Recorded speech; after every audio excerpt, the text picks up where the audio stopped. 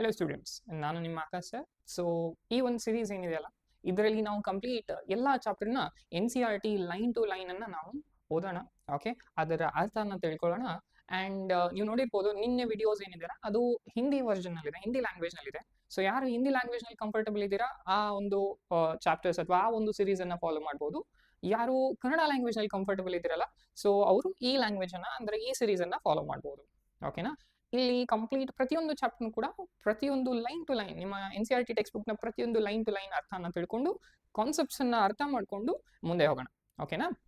So ಅದರ ಜೊತೆ ಈ ಒಂದು ಸಿರೀಸ್ ಏನಿದೆಯಲ್ಲ, ಯಾರಿಗೆ ಈ ಸಿರೀಸ್ ಇದೆ ಅಂದ್ರೆ, ಈ ಕರೆಂಟ್ಲಿ ಯಾರು PUC ಫಸ್ಟ್ ಇಯರ್ ನಲ್ಲಿ ಇದ್ದೀರಾ ಅಥವಾ PUC ಸೆಕೆಂಡ್ ಇಯರ್ ನಲ್ಲಿ ಇದ್ದು ನಿಮ್ಮ ನೀಟ್ ಪ್ರಿಪರೇಷನ್ ಮಾಡ್ತಿದ್ದೀರಾ, ಅಥವಾ ಯಾರು ಡ್ರಾಪರ್ಸ್ ಇದ್ದೀರಾ, ಓಕೆ, ನಿಮ್ಮ ನೀಟ್ಸ್ ಪ್ರಿಪರೇಷನ್ ಸ್ಟಾರ್ಟ್ ಮಾಡಿದಿರಲ್ಲ, ಅವರಿಗೆ ಈ ಸಿರೀಸ್ ಎಕ್ಸ್ಕ್ಲೂಸಿವ್ಲಿ ಅವರಿಗೆ ಈ ಸಿರೀಸ್ ಇದೆ. ಓಕೆನಾ? ಸೊ ನಾವು ಫಸ್ಟ್ ಚಾಪ್ಟರ್ನ ಸ್ಟಾರ್ಟ್ ಮಾಡೋಣ. ಬಟ್ ಸ್ಟಾರ್ಟ್ ಮಾಡೋಕ್ಕಿಂತ ಮುಂಚೆ ಪ್ರೀ ಟೆಕ್ಸ್ಟ್ ಅಂತ ಬರುತ್ತೆ, ಇದು ಬಹಳ ಮುಖ್ಯವಾಗಿದ್ದು. ಓಕೆ, ಬಹಳಷ್ಟು ಸಾರಿ NTA ಏನಿದೆಯಲ್ಲ, ಈ ಒಂದು ಭಾಗದಿಂದ ಕೂಡ ಅಂದ್ರೆ ಚಾಪ್ಟರ್ಗಿಂತ ಮೊದಲು ಏನು ಭಾಗಗಳಿರುತ್ತಲ್ಲ ಅದರ ಮೇಲೆ ಕೂಡ ಸಾಕಷ್ಟು ಪ್ರಶ್ನೆಗಳನ್ನ ಕೇಳಿದೆ. ಸೊ ಯಾವುದೇ ಒಂದು ಲೈನ್ ಅನ್ನ ಬಿಡದಂಗೆ ಎಲ್ಲ ಒಂದು ಲೈನ್ ಅನ್ನ ಅರ್ಥನ ತಿಳ್ಕೊಂಡು ಮುಂದೆ ಹೋಗೋಣ. ಓಕೆನಾ? ಸೊ ಟೋಟಲ್ ನಿಮ್ಮ ಫಸ್ಟ್ ಇಯರ್ ನಲ್ಲಿ 5 ಯೂನಿಟ್ ಇದೆ. ಅಂದ್ರೆ 5 ಯೂನಿಟ್ ನಲ್ಲಿ ಟೋಟಲ್ 19 ಚಾಪ್ಟರ್ಸ್ ಇದೆ. ಸೆಕೆಂಡ್ ಯೂನಿಟ್ ಅಂದ್ರೆ ಸೆಕೆಂಡ್ ಇಯರ್ ನಲ್ಲಿ ಟೋಟಲ್ 5 ಯೂನಿಟ್ಸ್ ಇದೆ, ಅದರಲ್ಲಿ ಇರೋದು 13 chapters. Okay, so total 10 units first year second year ಸೇರಿ 10 ಯೂನಿಟ್ಸ್ ಇದೆ. ಅದರಲ್ಲಿ ಟೋಟಲ್ ಚಾಪ್ಟರ್ಸ್ ಬಂದ್ಬಿಟ್ಟು 32 ಚಾಪ್ಟರ್ಸ್ ಇದೆ. ಓಕೆನಾ? ಸೊ ಅದರಲ್ಲಿ ಈ ಒಂದು ಫಸ್ಟ್ ಚಾಪ್ಟರ್ ಅಂದ್ರೆ ಫಸ್ಟ್ ಯೂನಿಟ್ ನ ಫಸ್ಟ್ ಚಾಪ್ಟರ್ ಬಂದ್ಬಿಟ್ಟು ದ ಲಿವಿಂಗ್ ವರ್ಲ್ಡ್. ಓಕೆ, ಈ ಒಂದು ಲಿವಿಂಗ್ ವರ್ಲ್ಡ್ ನಲ್ಲಿ ಏನ್ ಕಲಿತೀವಪ್ಪ ಅಂತಂದ್ರೆ, ಈ ಸಂಪೂರ್ಣವಾಗಿ ಓಕೆ ಡೈವರ್ಸಿಟಿ ಅಂದ್ರೆ ಏನು, ಬಯೋಡೈವರ್ಸಿಟಿ ಅಂತ ಅಂದ್ರೆ ಏನು, ಒಂದು ಜೀವಿಗೆ ಯಾವ ರೀತಿ ಹೆಸರನ್ನ ಇಡಬಹುದು, ರೂಲ್ಸ್ ಏನು ಹೆಸರನ್ನ ಕೊಡ್ಲಿಕ್ಕೆ, ಸೊ ಅದೆಲ್ಲ ನಾವು ಈ ಫಸ್ಟ್ ಚಾಪ್ಟರ್ ನಲ್ಲಿ ಕಲಿತೀವಿ. ಅದಲ್ಲದೆ ಆ ಒಂದು ಆರ್ಗನಿಸಮ್ ನ ಯಾವ ರೀತಿ ಓಕೆ ಒಂದು ಕ್ಯಾಟಗರಿ ಒಂದು ಗುಂಪಿನಲ್ಲಿ ಹಾಕಬಹುದು ಒಂದು ಜೀವಿಯನ್ನ, ಓಕೆ, ಅದ್ರ ಬಗ್ಗೆ ಎಲ್ಲ ನಾವು ಈ ಒಂದು first chapter the living world ನಲ್ಲಿ ಕಲಿತೀವಿ. ಅದೇ ರೀತಿ ಸೆಕೆಂಡ್ ಚಾಪ್ಟರ್ ನಲ್ಲಿ ಟೋಟಲ್ 5 ಕಿಂಗ್ಡಮ್ ಬಗ್ಗೆ ಎಕ್ಸ್ಪ್ಲನೇಷನ್ ಅನ್ನ ಕೊಟ್ಟಿದ್ದಾರೆ ನಿಮ್ಮ NCERT ಟೆಕ್ಸ್ಟ್ ಬುಕ್ ನಲ್ಲಿ. 5 kingdom Monera, kingdom Protista, kingdom Fungi, kingdom Plantae, kingdom Animalia. So ಈ ರೀತಿ 5 ಡಿಫ್ರೆಂಟ್ ಕಿಂಗ್ಡಮ್ಸ್ ಗಳ ಬಗ್ಗೆ ಏನಿದೆಯಲ್ಲ ನಾವು ಇನ್ ಡೀಟೇಲ್ ಬಯೋಲಾಜಿಕಲ್ ಕ್ಲಾಸಿಫಿಕೇಶನ್ ಅಂದ್ರೆ ಸೆಕೆಂಡ್ ಚಾಪ್ಟರ್ ನಲ್ಲಿ ಕಲಿತೀವಿ. ಅದಲ್ಲದೆ ಕೂಡ ಈ ವೈರಸಸ್ ಅಂದ್ರೆ cellular forms, viruses, viroids, prions, lichens ಇವೆಲ್ಲ ಕೂಡ ಯಾವುದೇ ರೀತಿ ಸ್ಪೆಸಿಫಿಕ್ ಕಿಂಗ್ಡಮ್ ನಲ್ಲಿ ಇಲ್ಲ. ಓಕೆ, ಅದನ್ನ ಸಪರೇಟ್ ಗುಂಪಾಗಿನೇ ಮಾಡಿದ್ದಾರೆ. ಯಾಕೆ ಮಾಡಿದ್ರು ಅಂತ ನಾವೆಲ್ಲ ಸೆಕೆಂಡ್ ಚಾಪ್ಟರ್ ನಲ್ಲಿ ತಿಳ್ಕೊಳ್ಳೋಣ. ಥರ್ಡ್ ಚಾಪ್ಟರ್ ಬಂದ್ಬಿಟ್ಟು ಸಂಪೂರ್ಣವಾಗಿ ಈ ಒಂದು ಪ್ಲಾಂಟ್ ಕಿಂಗ್ಡಮ್ ಏನಿದೆಯಲ್ಲ, ಅಂದ್ರೆ ಈ ಪ್ಲಾಂಟ್ ನಲ್ಲಿ ಬರುವಂತಹ 5 ಡಿವಿಷನ್ ಗಳ ಬಗ್ಗೆ, ಕಿಂಗ್ಡಮ್ ಪ್ಲಾಂಟ್ ಅಲ್ಲಿ ಬರುವಂತಹ 5 division algae, bryophytes, pteridophytes, gymnosperm ಮತ್ತೆ ಆಂಜಿಯೋಸ್ಪರ್ಮ್, ಇವು 5 ಡಿವಿಷನ್ ಬಗ್ಗೆ ಸಂಪೂರ್ಣವಾಗಿ ನಾವು ಯಾವ್ದು ಚಾಪ್ಟರ್ ನಲ್ಲಿ ಕಲಿತೀವಿ, ಪ್ಲಾಂಟ್ ಕಿಂಗ್ಡಮ್ ನಲ್ಲಿ ಕಲಿತೀವಿ. ಅದಲ್ಲದೆ ಕೂಡ ಈ 4ನೇ ಚಾಪ್ಟರ್ ಬಂದ್ಬಿಟ್ಟು ಆನಿಮಲ್ ಕಿಂಗ್ಡಮ್. ಸೊ ಈ ಆನಿಮಲ್ ಕಿಂಗ್ಡಮ್ ನಲ್ಲಿ ಏನ್ ಕಲಿತೀವಪ್ಪ ಅಂತಂದ್ರೆ, ನಾನ್ ಕಾರ್ಡರೇಟ್ಸ್ ಮತ್ತೆ ಕಾರ್ಡರೇಟ್ಸ್ ಬಗ್ಗೆ ಕಲಿತೀವಿ. ನಾನ್ ಕಾರ್ಡರೇಟ್ಸ್ ಅಂತಂದ್ರೆ ಈ ಎಲ್ಲ ಮೊಟ್ಟ ಮೊದಲ ಬಾರಿಗೆ ಓಕೆ ಈ ಒಂದು ಸಣ್ಣ ಜೀವಿಗಳಿದೆಲ್ಲ ಪ್ರಾಣಿಗಳು, ಅಲ್ಲಿಂದ ಯಾವ ರೀತಿ ಪ್ರಾಣಿಗಳಲ್ಲಿ ಬದಲಾವಣೆ ಆಗಿ ಇವಾಲ್ವ್ ಆಗಿ ಕಾರ್ಡರೇಟ್ಸ್ ಅದು ಅಂತ ಎಲ್ಲ ಕಲಿತೀವಿ. First Porifera, Coelenterata, Ctenophora, Platyhelminthes, Aschelminthes, Annelida, Arthropoda, Mollusca, Echinodermata, Hemichordata ಇವೆಲ್ಲ ನಾನ್ ಕಾರ್ಡರೇಟ್ಸ್ ನಲ್ಲಿ ಬರುತ್ತೆ. ಹೆಸರು ಕೇಳಿ ಅಪ್ಪ ಏನು ದೊಡ್ಡ ಹೆಸರಿದೆ ಅಂತ ಅನ್ಕೋಬೇಡಿ, ಈಸಿ ಇದೆ. ಓಕೆ, ಹೇಗೆ ನಾವು ಡಿಸ್ಕಷನ್ ಮಾಡ್ತಾ ಹೋಗ್ತೀವಿ ಅದೇ ರೀತಿ ಈಸಿ ಆಗ್ತಾ ಹೋಗುತ್ತೆ. ಅದಲ್ಲದೆ ಕಾರ್ಡರೇಟ್ಸ್ ಅಂತ ಬಂದ್ರೆ ಅದರಲ್ಲಿ ಮತ್ತೆ 3 ಸಬ್ ಕ್ಲಾಸಸ್ಗಳು ಬರುತ್ತೆ. ಒಂದು ಯೂರೋಕಾರ್ಡರೇಟಾ, ಸಿಫಾಲೋಕಾರ್ಡರೇಟಾ, ವರ್ಟಿಬ್ರೇಟಾ. ಅದರಲ್ಲಿ ನಾವು ಈ ಫಿಶಸ್ ಬಗ್ಗೆ ಕಲಿತೀವಿ, ಅಂದ್ರೆ ಕ್ಲಾಸ್ ಪೈಸಸ್ ಅಂತ ಹೇಳ್ತೀವಿ. ಓಕೆ, ಆಮೇಲೆ ಆಂಫಿಬಿಯಾ, ರೆಪ್ಟೀಲಿಯಾ, ಓಕೆ, ಏವ್ಸ್ ಮತ್ತೆ ಈ ಮ್ಯಾಮೇಲಿಯಾ ಬಗ್ಗೆ. ಓಕೆ, ಅಂದ್ರೆ ನಾವು ಮನುಷ್ಯರು ಎಲ್ಲ ಮ್ಯಾಮಲ್ಸ್ಗಳು ಬರೋದು most evolved form of animal group ಅಲ್ಲಿ. ಓಕೆ, ಅದೇ ಆನಿಮಲ್ ಕಿಂಗ್ಡಮ್. ಸೊ ಈ ರೀತಿ ಏನಿದೆಯಲ್ಲ, ಇವು 4 ಚಾಪ್ಟರ್ಸ್ ಅನ್ನ ಫಸ್ಟ್ ಯೂನಿಟ್ ಅಂದ್ರೆ diversity in the living world ಈ ಯೂನಿಟ್ ಒಳಗಡೆ ನಾವು ಕಲಿತೀವಿ. ಓಕೆ, ಸೊ ಫಸ್ಟ್ ಸ್ಟಾರ್ಟ್ ಮಾಡೋಣ. Biology is the science of life forms and living processes. So biology ಏನಿದೆಯಲ್ಲ, ಇದು ಎದರ ಒಂದು ಸ್ಟಡಿ ಮಾಡ್ತೀವಿ. ಬಯಾಲಜಿ ಅಂತಂದ್ರೆ ಯಾವ ರೀತಿ ಈ ಒಂದು ಲಿವಿಂಗ್ ಆರ್ಗಾನಿಸಮ್ಸ್ ಅದರೊಳಗೆ ಯಾವ ರೀತಿ ಪ್ರೊಸೆಸಸ್ ಆಗುತ್ತೆ ಅದ್ರ ಬಗ್ಗೆ ಏನು ನಾವು ಕಲಿತೀವಲ್ಲ ಅದೇ ನಾವು ಬಯಾಲಜಿ ಅಂತ ಹೇಳ್ತೀವಿ. The living world comprises an amazing diversity of living organism. ಅಂದ್ರೆ ಈ ಒಂದು ಬಯೋಲಾಜಿಕಲ್ ವರ್ಲ್ಡ್, ಲಿವಿಂಗ್ ವರ್ಲ್ಡ್ ಅಂತ ಏನ್ ಹೇಳ್ತೀವಲ್ಲ, ಇದರಲ್ಲಿ ಸಾಕಷ್ಟು ಪ್ರಕಾರಗಳಲ್ಲಿ ನಾವು ಒಂದು ಜೀವಿಗಳನ್ನ ನೋಡ್ತೀವಿ. ಓಕೆ, ನೀವು ಜಸ್ಟ್ ಬರೀ ಒಂದು ಆಂಟ್ ಅನ್ನ ನೋಡಿ ಅಥವಾ ಒಂದು ಬೆಕ್ಕನ್ನ ನೋಡಿ 2 ರೀತಿ ಜೀವಿ ಇದೆ ಅಂತ ಹೇಳಿಕ್ ಬರಲ್ಲ. ಓಕೆ, ಅದರಲ್ಲಿಯೂ ಕೂಡ ಎಷ್ಟೊಂದು ಪ್ರಕಾರಗಳನ್ನ ನೋಡ್ತೀವಿ ನಾವು. ಸೊ ಅದೇ ರೀತಿ ಈ ಒಂದು ಲಿವಿಂಗ್ ವರ್ಲ್ಡ್ ಏನಿದೆಯಲ್ಲ ಅದರಲ್ಲಿ ಸಾಕಷ್ಟು ರೀತಿಯ ಬಹಳಷ್ಟು ವೆರೈಟಿ ಆಫ್ ಲಿವಿಂಗ್ ಆರ್ಗಾನಿಸಮ್ಸ್, ಬಹಳಷ್ಟು ವೆರೈಟಿಯಲ್ಲಿ ಈ ಒಂದು ಲಿವಿಂಗ್ ಆರ್ಗಾನಿಸಮ್ಸ್ಗಳಿವೆ ಅಂತ ಹೇಳ್ತೀವಿ. Early man could easily perceive the difference between inanimate matter and living organisms. ಅಂದ್ರೆ ಈ ಆದಿಮಾನವ ಏನಿದಾನಲ್ಲ ಅವನು ಬಹಳ ಈಸಿಲಿ ಆಗಿ ಓಕೆ ಯಾವುದು ನಿರ್ಜೀವ ವಸ್ತು ಮತ್ತೆ ಯಾವುದು ಒಂದು ಜೀವ ವಸ್ತು ಅಥವಾ ಎದರಲ್ಲಿ ಜೀವ ಇದೆ ಎದರಲ್ಲಿ ಜೀವ ಇಲ್ಲ ಅಂತ ಬಹಳ ಸುಲಭವಾಗಿ ಕಂಡುಹಿಡಿತಿದ್ದ. ಓಕೆ ಇನ್ಅನಿಮೇಟ್ ಅಂತಂದ್ರೆ ಅರ್ಥ ನಿರ್ಜೀವ, ಅದರಲ್ಲಿ ಜೀವ ಇಲ್ಲ. ಸೊ ಅಂಥದ್ರಲ್ಲಿ ಈ ಒಂದು ಆದಿಮಾನವ ಬಹಳ ಸುಲಭವಾಗಿ ಓಕೆ ಜೀವ ಇರಲಾದಂತ ವಸ್ತುಗಳನ್ನ ಅವನು ಬಹಳ ಈಸಿಯಾಗಿ ಕಂಡುಹಿಡಿತಿದ್ದ, ಮತ್ತೆ ಈ ಜೀವವನ್ನ ಹೊಂದಿರುವಂತಹ ಜೀವಿಗಳನ್ನ ಅವನು ಬಹಳ ಸುಲಭವಾಗಿ ಗುರುತಿಸ್ತಿದ್ದ. ಬಟ್ ಈ ಆದಿಮಾನವ ಏನಿದಾನಲ್ಲ ಅವನು ಡಿಫೈಡ್, ಅರ್ಲಿ ಮ್ಯಾನ್ ಡಿಫೈಡ್ ಅಂತಂದ್ರೆ ಅರ್ಥ ಯಾವುದೋ ಒಂದು ಜೀವ ವಸ್ತು ಅಥವಾ ಯಾವುದೋ ಒಂದು ಓಕೆ ರೂಪವನ್ನ ಅದನ್ನ ದೇವ ರೂಪವಾಗಿ ನಂಬಿ ಅದನ್ನ ಪೂಜಿಸುವುದಕ್ಕೆ ಡಿಫೈಡ್ ಅಂತ ಕರಿತೀವಿ. ಓಕೆ ಬಹಳಷ್ಟು ನೀವು ಕೇಳಿರ್ಬೋದು ಈ ವೇದ ಪುರಾಣಗಳಲ್ಲಿ ಆದಿಮಾನವ ಅಥವಾ ವೇದ ಪುರಾಣ ಕಾಲ ಸಮಯದಲ್ಲಿ ಮನುಷ್ಯರು ಏನ್ ಮಾಡ್ತಿದ್ರು ಅಂದ್ರೆ ಈ ಒಂದು ಸೂರ್ಯ ಓಕೆ ಸೂರ್ಯನಿಗೆ ದೇವ ಅಂತಂದು ಸೂರ್ಯದೇವ, ಚಂದ್ರದೇವ, ಓಕೆ ಸಮುದ್ರ ದೇವ, ಓಕೆ ಈ ರೀತಿ ಎಲ್ಲ ಇನ್ಅನಿಮೇಟ್ ಮ್ಯಾಟರ್ ಅಂದ್ರೆ ನಿರ್ಜೀವ ವಸ್ತುಗಳನ್ನ ದೇವ ಸ್ವರೂಪವಾಗಿ ಪೂಜಿಸ್ತಿದ್ರು. ಓಕೆ ಕೇವಲ ಬರೀ ನಿರ್ಜೀವ ವಸ್ತುಗಳನ್ನ ಅಷ್ಟೇ ಅಲ್ಲ, ಬಹಳಷ್ಟು ಕೆಲವೊಂದಿಷ್ಟು ಪ್ರಾಣಿಗಳು ಮತ್ತೆ ಈ ಸಸ್ಯಗಳಲ್ಲಿ ಕೂಡ ಅವರು ದೇವರು ಇದ್ದಾರೆ ಅಂತ ಪೂಜಿಸ್ತಿದ್ರು. A common feature of all such forms of inanimate and animate objects was the sense of awe and fear that they evoked. ಈ ಎಲ್ಲಾ ಒಂದು ನಿರ್ಜೀವ ಅಥವಾ ಜೀವ ಹೊಂದಿರುವಂತಹ ಜೀವಿಗಳಲ್ಲಿ ಒಂದು ಸಿಮಿಲಾರಿಟಿ ಏನಪ್ಪಾ ಅಂತಂದ್ರೆ ನೋಡಿದ್ಕೊಳ್ಳಿ ಎಷ್ಟು ಚೆನ್ನಾಗಿ ಇದೆ ಅಂತ ಒಂದು ಭಾವನೆ ಬರುತ್ತೆ. ಅದೇ ಒಂದು ಸಂದರ್ಭದಲ್ಲಿ ಅದು ಎಷ್ಟು ಭಯಾನಕವಾಗಿ ಇರಬಹುದು ಕೂಡ ಒಂದು ಭಯ ಕೂಡ ಹುಟ್ಟಿಸುತ್ತೆ. ಓಕೆ ಸೆನ್ಸ್ ಆಫ್ ಆ ಅಂತಂದ್ರೆ ಎಷ್ಟು ಭಾರಿ ಇದೆಯಲ್ಲಪ್ಪ ಅಂತ ಒಂದು ದೃಷ್ಟಿಕೋನ. ಅದೇ ಒಂದು ಸಮಯದಲ್ಲಿ ಫಿಯರ್, ಭಯ, ಅದು ವಿಪರೀತಕ್ಕೆ ಏನಾದ್ರೂ ಹೋದ್ರೆ ಯಾವ ಒಂದು ರೀತಿಯಲ್ಲಿ ಎಷ್ಟು ವಿನಾಶಕಾರಿಯಾಗಿರುತ್ತೆ ಅನ್ನೂ ಕೂಡ ಈ ಒಂದು ಭಾವನೆಯನ್ನ ಮೂಡಿಸುತ್ತೆ. ನೀವು ನೋಡಿರ್ಬೋದು ಸಮುದ್ರ ಆಗಿರ್ಲಿ ಅಥವಾ ಓಕೆ ಈ ಒಂದು ಸುನಾಮಿ ಬರುವ ಸಾಧ್ಯತೆ ಇರ್ಬೋದು, ಓಕೆ ಭೂಕಂಪ ಆಗ್ಬೋದು. ಈ ಪ್ರಕೃತಿ ಎಷ್ಟು ನೋಡ್ಲಿಕ್ಕೆ ಸುಂದರವಾಗಿರುತ್ತೋ ಅಷ್ಟೇ ಅದರ ವಿಕೋಪವು ಕೂಡ ನಾವು ನೋಡಿದ್ದೀವಿ, ಹೌದಲ್ವಾ? ಸೊ ಅದೇ ರೀತಿ ಮೊದಲಿನ ಸಮಯದಲ್ಲಿ ಈ ಜನರು ಏನ್ ಮಾಡ್ತಿದ್ರು, ಈ ಎಲ್ಲ ಇನ್ಅನಿಮೇಟ್ ಓಕೆ ಅಂದ್ರೆ ನಿರ್ಜೀವ ವಸ್ತುಗಳಲ್ಲಿ ಒಂದು ಜೀವನೇ ಇದೆ ಅನ್ನುವ ರೂಪದಲ್ಲಿ ಅವರಿಗೆ ಒಂದು ಪೂಜೆಯನ್ನ ಮಾಡ್ತಿದ್ರು. ಓಕೆ ಯಾಕಂತಂದ್ರೆ ಅವ್ರು ಏನಾದ್ರೂ ಸಿಟ್ಟಾದ್ರೆ ಓಕೆ ಏನಾದ್ರೂ ಈ ನ್ಯಾಚುರಲ್ ಡಿಸಾಸ್ಟರ್ ಆಗ್ಬಹುದು ಅನ್ನುವಂತಹ ಒಂದು ಅವರಲ್ಲಿ ನಂಬಿಕೆ ಇತ್ತು. ಸೊ ಅದಕ್ಕೆ ಅವ್ರು ಏನ್ ಮಾಡ್ತಿದ್ರು, ಅದನ್ನ ಪೂಜಿಸ್ತಿದ್ರು. The description of living organisms including human beings began much later in human history. ಅಂದ್ರೆ ಈ ಒಂದು ಲಿವಿಂಗ್ ಆರ್ಗಾನಿಸಮ್ಸ್ ಬಗ್ಗೆ ನಾವು ಏನು ವಿವರಣೆ ಇದೆಯಲ್ಲ ಅದು ಮಾನವ ಇತಿಹಾಸದಲ್ಲಿ ಬಹಳ ಒಂದು ಲೇಟ್ ಸಂದರ್ಭದಲ್ಲಿ ನಾವು ಈ ಒಂದು ಜೀವಿಗಳ ಬಗ್ಗೆ ಕಲೀಲಿಕ್ಕೆ ಪ್ರಾರಂಭವನ್ನ ಮಾಡಿದ್ವಿ. Society which indulged in anthropocentric view of biology could register limited progress in biological knowledge. ಆಂಥ್ರೋಪೋಸೆಂಟ್ರಿಕ್ ಅಂತಂದ್ರೆ ಮಾನವ ಕೇಂದ್ರಿತ ಅಂತಂದ್ರೆ ಈ ಒಂದು ಮನುಷ್ಯನ ಬಗ್ಗೆನೆ, ಅಂದ್ರೆ ಮನುಷ್ಯ ಮೂಲ ಆಧಾರವಾಗಿ ಇಟ್ಕೊಂಡು ಉಳಿದಿರುವ ಎಲ್ಲ ನೈಸರ್ಗಿಕವನ್ನ ಅಥವಾ ನಿಸರ್ಗವನ್ನ ಮಾನವ ದೃಷ್ಟಿಕೋನದಿಂದ ನೋಡುವುದಕ್ಕೆ ಏನಂತ ಹೇಳ್ತೀವಿ ನಾವು, ಆಂಥ್ರೋಪೋಸೆಂಟ್ರಿಕ್. ಅಂದ್ರೆ ಇದರಲ್ಲಿ ಯಾರ್ದು ಬೆನಿಫಿಟ್ ಇರುತ್ತೆ, ಮನುಷ್ಯರದು. ನಾವು ಯಾವತ್ತೂ ಈ ಒಂದು ನೇಚರ್ ನಲ್ಲಿ ಇರುವಂತಹ ಜೀವಿಗಳನ್ನ ಮೊದಲು ಪ್ರಿಫರೆನ್ಸ್ ಕೊಟ್ಟು ಅದರ ಬಗ್ಗೆ ಅಧ್ಯಯನ ಮಾಡಿ ಅದರ ಬಗ್ಗೆ ತಿಳ್ಕೊಂಡು ಮುಂದೆ ನಾವು ವಿಚಾರ ಮಾಡೋಣಪ್ಪ ನಮ್ಮ ಬಗ್ಗೆ ಅಂತಿಲ್ಲ.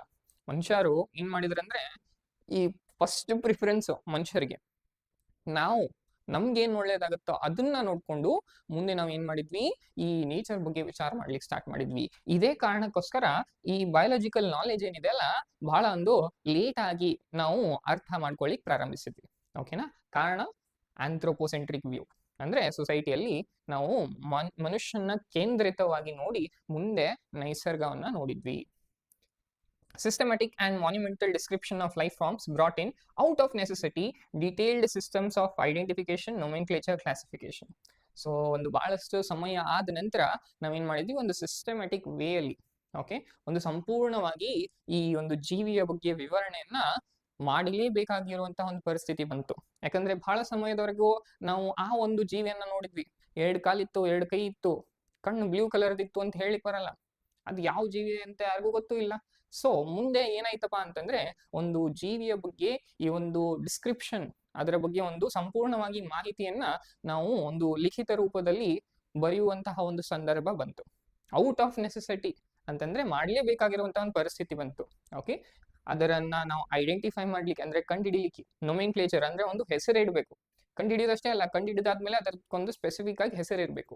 ಓಕೆ, ನೀವು ಈಗ ಆಲ್ರೆಡಿ ಕಲ್ತಿರ್ಬೋದು, ಮನುಷ್ಯರಂತಂದ್ರೆ ಹೋಮೋಸೇಪಿಯನ್ ಒಂದು ಬಯೋಲಾಜಿಕಲ್ ನೇಮ್ ಅನ್ನ ಕೊಡ್ತೀವಿ. ಓಕೆ, ನೊಮೆನ್ಕ್ಲೇಚರ್ ಇದೆ, ನಮ್ದು ಹೆಸರಿದೆ. ಓಕೆ, ಹೋಮೋಸೇಪಿಯನ್ಸ್. ಅದೇ ರೀತಿ ಮ್ಯಾಂಗೋಗೋ ಮ್ಯಾಂಜಿಫೆರಾ ಇಂಡಿಕಾ ಅಂತ ಕರಿತೀವಿ. ದೆನ್ ಕ್ಲಾಸಿಫಿಕೇಶನ್, ಬರೀ ಹೆಸರಷ್ಟೇ ಅಲ್ಲ, ಮುಂದೊಂದು ಗುಂಪಿನಲ್ಲಿ ಇಡ್ತೀವಿ. ಓಕೆ, ಯಾವುದೇ ರೀತಿಯ ಒಂದು ಗುಂಪಿದ್ರೆ ಅದು ಗುಂಪಿನಲ್ಲಿ ಇಡ್ತೀವಿ ಆ ಒಂದು ಜೀವಿಯನ್ನು. ಸೊ ಅದಕ್ಕೆ ಕ್ಲಾಸಿಫಿಕೇಶನ್ ಅಂತ ಕರಿತೀವಿ. ಉದಾಹರಣೆ ರೂಪಕ್ಕೆ ಇವು ರಿಮೋಟ್ಸ್ ಇದೆ. ಓಕೆ, ಇವೆರಡು ರಿಮೋಟ್ ಇದೆ, ಇದು ಒಂದು ಪೆನ್ ಇದೆ ಅಂತ ಅನ್ಕೊಳ್ಳೋಣ. ಸೊ ಯಾವ ಒಂದು ರಿಮೋಟ್, ಫಾರ್ ಎಕ್ಸಾಂಪಲ್ ಚೇಂಜ್ ತಗೊಂಡ್ರೆ ಇವೆರಡು ರಿಮೋಟ್ ಇದೆ, ಹೌದಲ್ಲ, ಇದು ಪೆನ್ ಇದೆ, ಒಂದು ಗುಂಪಿನಲ್ಲಿ ಇಡಬೇಕು. ಯಾವುದನ್ನ ಯೂಸ್ ಮಾಡಿಕೊಂಡು ನಾನು ವೈರ್ಲೆಸ್ ಒಂದು ವರ್ಕ್ ಅನ್ನ ಮಾಡ್ಬೋದು, ಅದು ಈ ರಿಮೋಟ್ಸ್.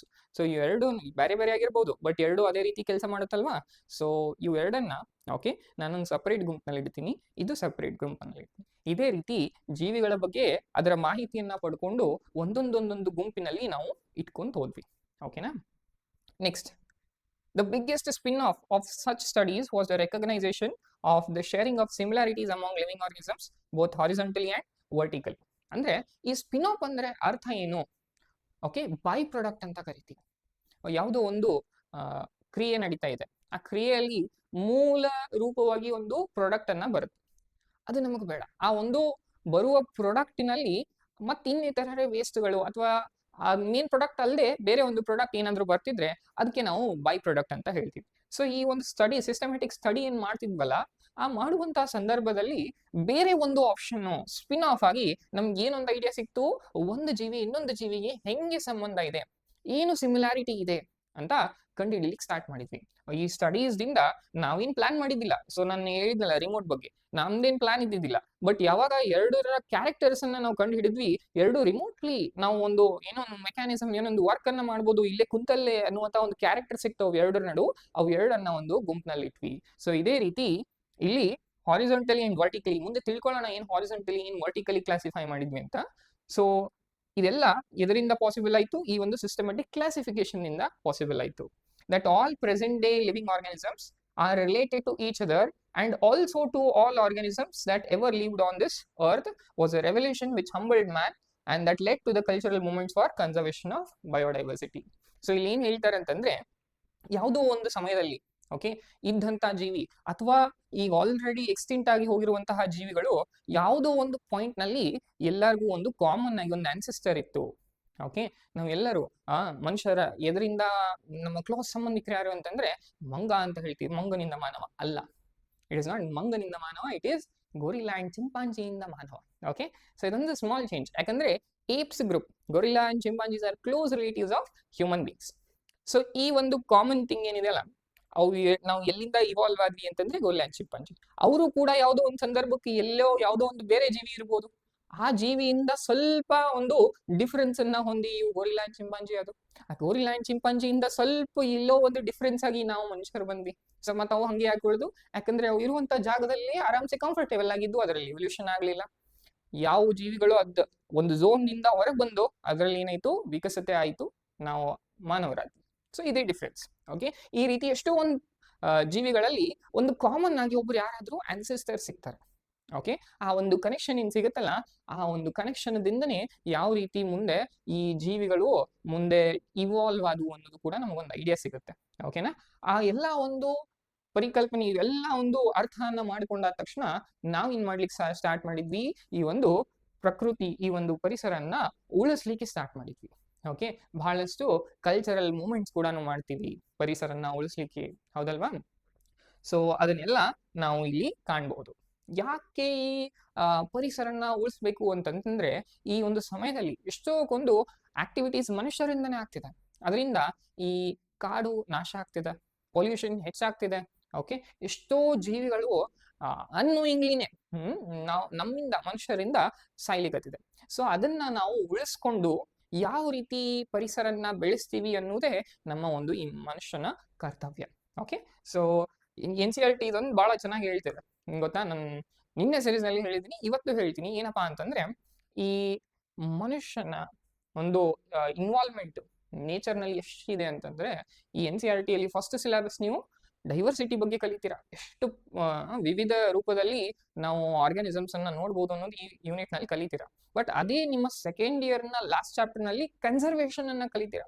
ಅಂದ್ರೆ ಯಾವ ರೀತಿಯಲ್ಲಿ ನೀವು ಒಂದು ನೇಚರ್ ಅನ್ನ ಉಳಿಸ್ತೀರಿ, ಯಾವ ರೀತಿಯಲ್ಲಿ ನೀವು ಒಂದು ಪ್ರಕೃತಿಯನ್ನ ಕಾಪಾಡ್ತೀರಿ ಅನ್ನೋದು ಈ ಸೆಕೆಂಡ್ ಇಯರ್ ನ ಲಾಸ್ಟ್ ಚಾಪ್ಟರ್ ನಲ್ಲಿ ಇದೆ.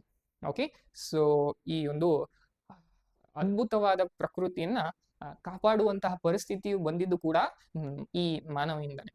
ಸೊ ನಾವು ಚೆನ್ನಾಗಿ ಈ ಪ್ರತಿಯೊಂದು ಜೀವಿಯನ್ನ ನಾವು ಕಾಪಾಡಿಕೊಂಡು ಬೆಳೆಸ್ಕೊಂಡು ಹೋಗ್ಬೇಕು. ಓಕೆನಾ?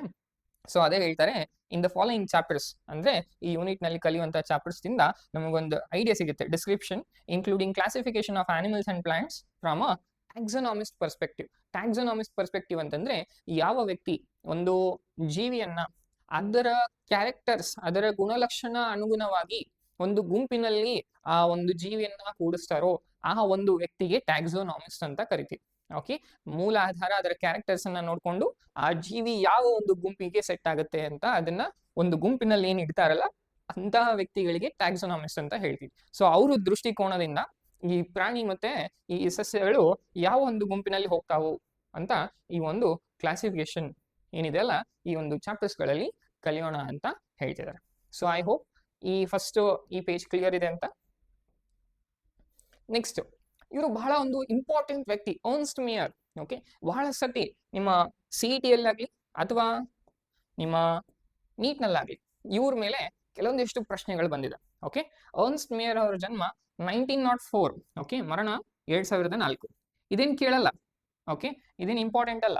ಬಟ್ ಅವರು ಏನ್ ಮಾಡಿದ್ರು, ಅವ್ರ ಟೈಟಲ್ಸ್ ಏನನ್ನೋದು ಬಹಳ ಮುಖ್ಯ ಆಗುತ್ತೆ. ಓಕೆನಾ? Ernst Mayr was born on 5th July 1904 in Kempten, Germany. So ಜರ್ಮನಿಯಲ್ಲಿ ಇವರು ಜನ್ಮನ ತಗೊಂಡ್ರು. ಸೊ ಅವ್ರ ಹೆಸರೇನು? Ernst Mayr. Okay, the Harvard University evolutionary biologist.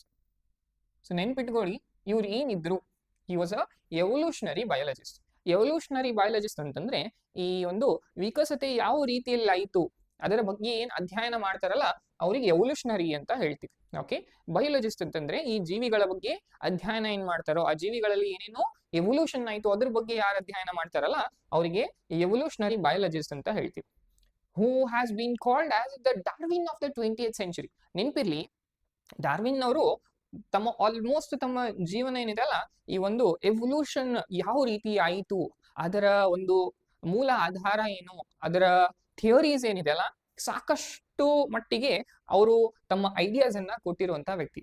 So ಅದಕ್ಕೆ ಯಾವಾಗ ಈ ಎವಲ್ಯೂಷನ್ ಅನ್ನು ವರ್ಡ್ ಬರುತ್ತಲ್ಲ ಆವಾಗ ಆ ಎವಲ್ಯೂಷನ್ ವರ್ಡ್ ಜೊತೆಗೆ ಸೇರುವಂತಹ ಹೆಸರೇ ಡಾರ್ವಿನ್ ಅವರು. ಓಕೆ, ಬಟ್ ಇವರು ಇರುವುದು 20ನೇ ದಶಕದಲ್ಲಿದ್ದಾರಲ್ಲ, ಸೊ ಹಾಗಾಗಿ ಇವರು ಕೂಡ ಎವಲ್ಯೂಷನರಿ ಬಯಾಲಜಿಸ್ಟ್ ಆಗಿರುವ ಕಾರಣದಿಂದಾಗಿ ಇವರಿಗೆ the Darwin of the 20th century ಅಂತ ಇವರಿಗೆ ಕರೀತಾರೆ. ಓಕೆ, 20ನೇ ದಶಕದ ಡಾರ್ವಿನ್ ಅಂತ ಕರೆಯುತ್ತಾರೆ. He was one of the 100 greatest scientist of all time. ಬರೀ ಇಂಡಿಯಾದಷ್ಟೇ ಅಲ್ಲ, ಬರೀ ಜರ್ಮನಿದಷ್ಟೇ ಅಲ್ಲ, ಇಡೀ ವಿಶ್ವದ 100 ಪ್ರಖ್ಯಾತ ಸೈಂಟಿಸ್ಟ್ಗಳಲ್ಲಿ ಇವರು ಕೂಡ ಒಬ್ರು. Okay, Mayer joined Harvard's Faculty of Arts and Science in 1953 and retired in 1975. So ಇವರು ಹಾರ್ವರ್ಡ್ ಯೂನಿವರ್ಸಿಟಿ ಏನಿದೆಲ್ಲ ಅಲ್ಲಿ ಇವರು as a faculty, as a lecturer ಆಗಿ ಜಾಯ್ನ್ ಆದ್ರು of arts and science. Okay, ಅವರು ಜಾಯಿನ್ ಆಗಿದ್ದು 1953, ರಿಟೈರ್ ಆಗಿದ್ದು 1975. ಇದು ಕೇಳಲ್ಲ. ಓಕೆ, ಅವರು ಯಾವಾಗ ಜಾಯ್ನ್ ಆದ್ರು, ಯಾವಾಗ ರಿಟೈರ್ ಆದ್ರು ಇದು ಕೇಳಲ್ಲ. ಬಟ್ ಅವರಲ್ಲಿ ಯಾವ ಒಂದು ಟೈಟಲ್ ಅನ್ನ ಪಡ್ಕೊಂಡ್ರು ಬಹಳ ಇಂಪಾರ್ಟೆಂಟ್. ಓಕೆ, ಇವರು Alexander Agassiz professor of zoology emeritus ಅನ್ನುವಂತಹ ಒಂದು ಟೈಟಲ್ ಅನ್ನ ಪಡ್ಕೊಂತಾರೆ. ಓಕೆ, ಪಡ್ಕೊಂಡು ಅವರು ಕಂಪ್ಲೀಟ್ 80 ವರ್ಷದ ಒಂದು ಈ ಕೆರಿಯರ್ ಏನಿದೆ ಅಲ್ಲ ಅವರು ತಮ್ಮ ಜೀವನನ ಸಂಪೂರ್ಣವಾಗಿ ಒಂದು ರಿಸರ್ಚ್, ಎದರಲ್ಲಿ ರಿಸರ್ಚ್ ಮಾಡ್ತಾರೆ? ಆರ್ನಿಥಾಲಜಿ ಅಂತಂದ್ರೆ ಈ ಒಂದು ಪಕ್ಷಿಯ ಬಗ್ಗೆ ಏನ್ ಅಧ್ಯಯನ ಮಾಡ್ತಾರಲ್ಲ ಅವರಿಗೆ ಆರ್ನಿಥಾಲಜಿಸ್ಟ್ ಅಂತ ಕರಿತೀವಿ. ಆ ಒಂದು ಸ್ಟಡಿಗೆ ಆರ್ನಿಥಾಲಜಿ ಅಂತ ಕರಿತೀವಿ. Logy study ornitho birds. Okay, taxonomy okay, ನಾವು ಹೇಳಿದ್ವಲ್ಲ ಆಗಲೇ, ಯಾವ ಒಂದು ಗುಂಪಲ್ಲಿ ಒಂದು ಸ್ಪೆಸಿಫಿಕ್ ಕ್ಯಾರೆಕ್ಟರ್ಸ್ ಗುಣಲಕ್ಷಣ ಆಧಾರವಾಗಿ ಒಂದು ಪ್ರಾಣಿ ಅಥವಾ ಒಂದು ಸಸ್ಯನ ಒಂದು ಗುಂಪಿನಲ್ಲಿ ಹಾಕುವವರಿಗೆ ಟ್ಯಾಕ್ಸಾನಮಿಸ್ಟ್ ಅಂತ ಕರೀತಾರೆ. Okay, so taxonomy. Zoo geography ಅಂತಂದ್ರೆ, ಈ ಝೂ ಅಂತಂದ್ರೆ ಗೊತ್ತಿರ್ಬೋದು ನಿಮಗೆ ಪ್ರಾಣಿ. ಜಿಯೋಗ್ರಫಿ ಅಂತಂದ್ರೆ ಒಂದು ಸ್ಪೆಸಿಫಿಕ್ ಏರಿಯಾ, ಒಂದು ಕೊಟ್ಟಂತಹ ಏರಿಯಾದಲ್ಲಿ ಎಷ್ಟು ರೀತಿಯ ಜೀವಿಗಳಿದೆ, ಆ ಜೀವಿಗಳು ಆ ಒಂದು ಏರಿಯಾದಲ್ಲಿನೇ ಎಷ್ಟಿದೆ. ಸೊ ಸಂಪೂರ್ಣವಾಗಿ ಈ ವಿಧಗಳ ಜೀವಿ ಎಲ್ಲ ಆ ಒಂದು ಸ್ಪೆಸಿಫಿಕ್ ಜಾಗದಲ್ಲಿನೇ ಅಧ್ಯಯನ ಮಾಡೋದಕ್ಕೆ ಝೂ ಜಿಯೋಗ್ರಫಿ ಅಂತ ಕರೀತಾರೆ. ಎವಲ್ಯೂಷನ್, ಓಕೆ, ವಿಕಸನೆ ಹೆಂಗಾಯ್ತು ಜೀವಿಗಳಲ್ಲಿ. ಸಿಸ್ಟಮ್ಯಾಟಿಕ್ಸ್, ಓಕೆ, ಒಂದು ಮೂಲ ರೂಪವಾಗಿ ಆಧಾರದ ಮೇಲೆ ಅವ್ರ ಗುಣಲಕ್ಷಣಗಳ ಮೇಲೆ ಕ್ಲಾಸಿಫಿಕೇಶನ್ ಮಾಡೋದು. And history and philosophy of biology. So ಈ ಒಂದು ಜೀವಶಾಸ್ತ್ರದ ಈ ಹಿಸ್ಟ್ರಿ ಮತ್ತೆ ಈ ಫಿಲಾಸಫಿ ಬಗ್ಗೆ ಕೂಡ ಇವರು ಸ್ಟಡಿ ಮಾಡಿದ್ರು. He almost single-handedly made the origin of species diversity the central question of evolutionary biology that is there today. ಅಂದ್ರೆ ಈ ಒಂದು ಸಮಯದ ಈ ಒಂದು ಕಾಲದಲ್ಲಿ ಒರಿಜಿನ್ ಆಫ್ ಸ್ಪೀಸೀಸ್ ಡೈವರ್ಸಿಟಿ, ಹೆಂಗೆ ಜೀವಿಗಳ ಡೈವರ್ಸಿಟಿ ಆಯಿತು ಅನ್ನುವಂತಹ ಒಂದು ಪ್ರಶ್ನೆ ಏನಿದೆ ಅಲ್ಲ, ಈ ಪ್ರತಿ ಒಂದು ಆಲ್ಮೋಸ್ಟ್ ಎಲ್ಲರ ಎವಲ್ಯೂಷನರಿ ಬಯಾಲಜಿಯನ್ನ ಸ್ಟಡಿ ಮಾಡ್ತಿರುವಂತಹ ಆಲ್ಮೋಸ್ಟ್ ಎಲ್ಲರಿಗೂ ಈ ಪ್ರಶ್ನೆಯನ್ನ ವಿಚಾರ ಮಾಡ್ಲಿಕ್ಕೆ ಇವರು ಏನ್ ಮಾಡಿದ್ರು, ಪ್ರೇರಣೆ ಮಾಡಿದ್ರು. Almost origin of species diversity ಹೆಂಗಾಯ್ತು, ಎಲ್ಲರೂ ಇದನ್ನ ವಿಚಾರ ಮಾಡ್ರಿ, ನೋಡ್ರಿ, ಥಿಂಕ್ ಮಾಡ್ರಿ. ಯಾಕಂದ್ರೆ ಅವ್ರು ಎವಲ್ಯೂಷನ್ ಬಗ್ಗೆ ಸ್ಟಡಿ ಮಾಡ್ತಿದಾರಲ್ಲ. ಸೊ ಎವಲ್ಯೂಷನ್ ಬಗ್ಗೆ ಸ್ಟಡಿ ಮಾಡ್ತಿರ್ಬೇಕಂದ್ರೆ ಒಂದು ಸ್ಪೀಸೀಸ್ ಇಂದ ಇನ್ನೊಂದು ಸ್ಪೀಸೀಸ್ ಹೆಂಗ್ ವೆರೈಟಿ ಹೆಂಗೆ ಚೇಂಜ್ ಆಯ್ತು ಅದನ್ನ ವಿಚಾರ ಮಾಡಿ, ಅದನ್ನ ಥಿಂಕ್ ಮಾಡಿ, ಅದನ್ನ ಏನಿದೆ ಅಲ್ಲ ನೀವು ಅದ್ರ ಬಗ್ಗೆ ಅಧ್ಯಯನ ಮಾಡಿ, ಯಾವ ರೀತಿ ಒರಿಜಿನ್ ಆಯ್ತು, ಯಾವ ರೀತಿ ಸ್ಪೀಸೀಸ್ಗಳು ಹುಟ್ಕೊಂಡು ಯಾವ ರೀತಿಯ ಸ್ಪೀಸೀಸ್ಗಳಲ್ಲಿ ಡೈವರ್ಸಿಟಿಯನ್ನ ನೋಡ್ತೀವಿ, ಇದನ್ನೆಲ್ಲ ಅಧ್ಯಯನ ಮಾಡೋಣ ಅಂತ ಅವರು ಹೇಳಿದ್ರು. ಅದಷ್ಟೇ ಅಲ್ಲ, ಬಹಳ ಮುಖ್ಯವಾಗಿ he pioneered the currently accepted definition of a biological species.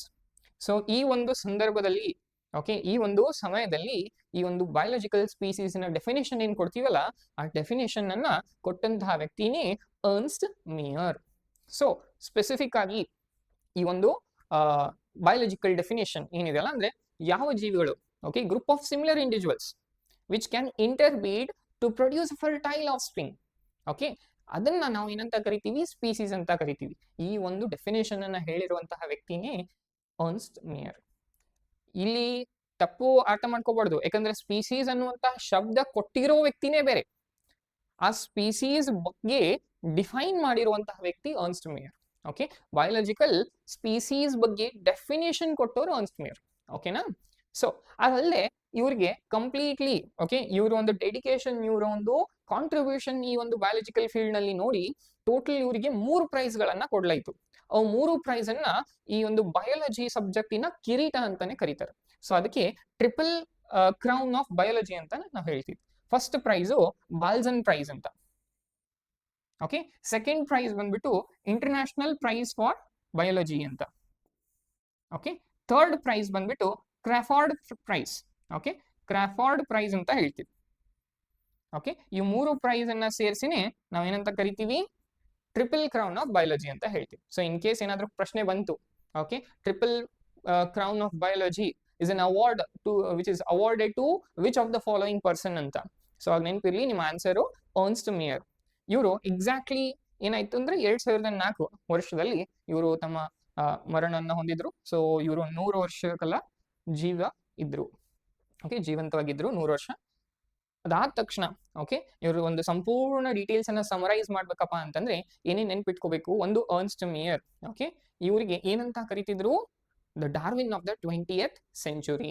ಅದಲ್ಲದೆ ಮತ್ತೆ ಏನು ನೆನ್ಪಿಟ್ಕೋಬೇಕು, ಇವ್ರು ಏನಿದ್ರು, ಎವಲ್ಯೂಷನರಿ ಬಯಾಲಜಿಸ್ಟ್ ಇದ್ರು. ಇದೇನ್ ಡೀಟೇಲ್ಸ್ ಇದೆಲ್ಲ ಒಂದು ಸಣ್ಣ ನೋಟ್ಬುಕ್ ಅನ್ನ ಮಾಡಿ, ಯಾವ್ಯಾವ ರೀತಿಯನ್ನ ನಾವು ಡಿಸ್ಕಷನ್ ಮಾಡ್ಕೊಂತ ಹೋಗ್ತೀವಿ ಆ ಒಂದು ನೋಟ್ಬುಕ್ ನಲ್ಲಿ ಬರ್ಕೊಂತ ಹೋಗಿ. ಓಕೆ, ಇದರಿಂದ ನಿಮ್ಗೆ ರೀಕಾಲ್ ಮಾಡ್ಲಿಕ್ಕೆ ಬಹಳ ಹೆಲ್ಪ್ ಆಗುತ್ತೆ. ಓಕೆ, ರಿವಿಷನ್ ಬಹಳ ತುಂಬಾ ಮುಖ್ಯ. ಓಕೆ, ಇವತ್ತು ಬರ್ತಿದ್ದು ಇವಾಗ ನೆನಪಿದ್ದು ನಾಳೆ ನೆನಪಿರಲ್ಲ. ಸೊ ಏನ್ ಮಾಡ್ಬೇಕು, ಜಸ್ಟ್ ಒಂದು ಸ್ಮಾಲ್ ಬುಕ್ ನಲ್ಲಿ ಸೈಂಟಿಸ್ಟ್ ಬಗ್ಗೆ ಬರೀರಿ, ಅವ್ರ ಹೆಸರನ್ನ ಹಾಕಿ, ಚಾಪ್ಟರ್ ನೇಮ್ ಹಾಕಿ, ಅವ್ರ ಹೆಸರನ್ನ ಹಾಕಿ, ಏನಂತ ಬರೀರಿ, ಎವಲ್ಯೂಷನರಿ ಬಯಾಲಜಿಸ್ಟ್. ಪೂರಾ ಹಿಸ್ಟ್ರಿ ಬರೆಯೋದಲ್ಲ, ಇಲ್ಲಿ ಒಂದು ಸಿಂಗಲ್ ವರ್ಡ್ಸ್ ಬರೀಬೇಕು, ರೀಕಾಲ್ ಮಾಡ್ಲಿಕ್ಕೆ ಹೆಲ್ಪ್ ಆಗುತ್ತೆ.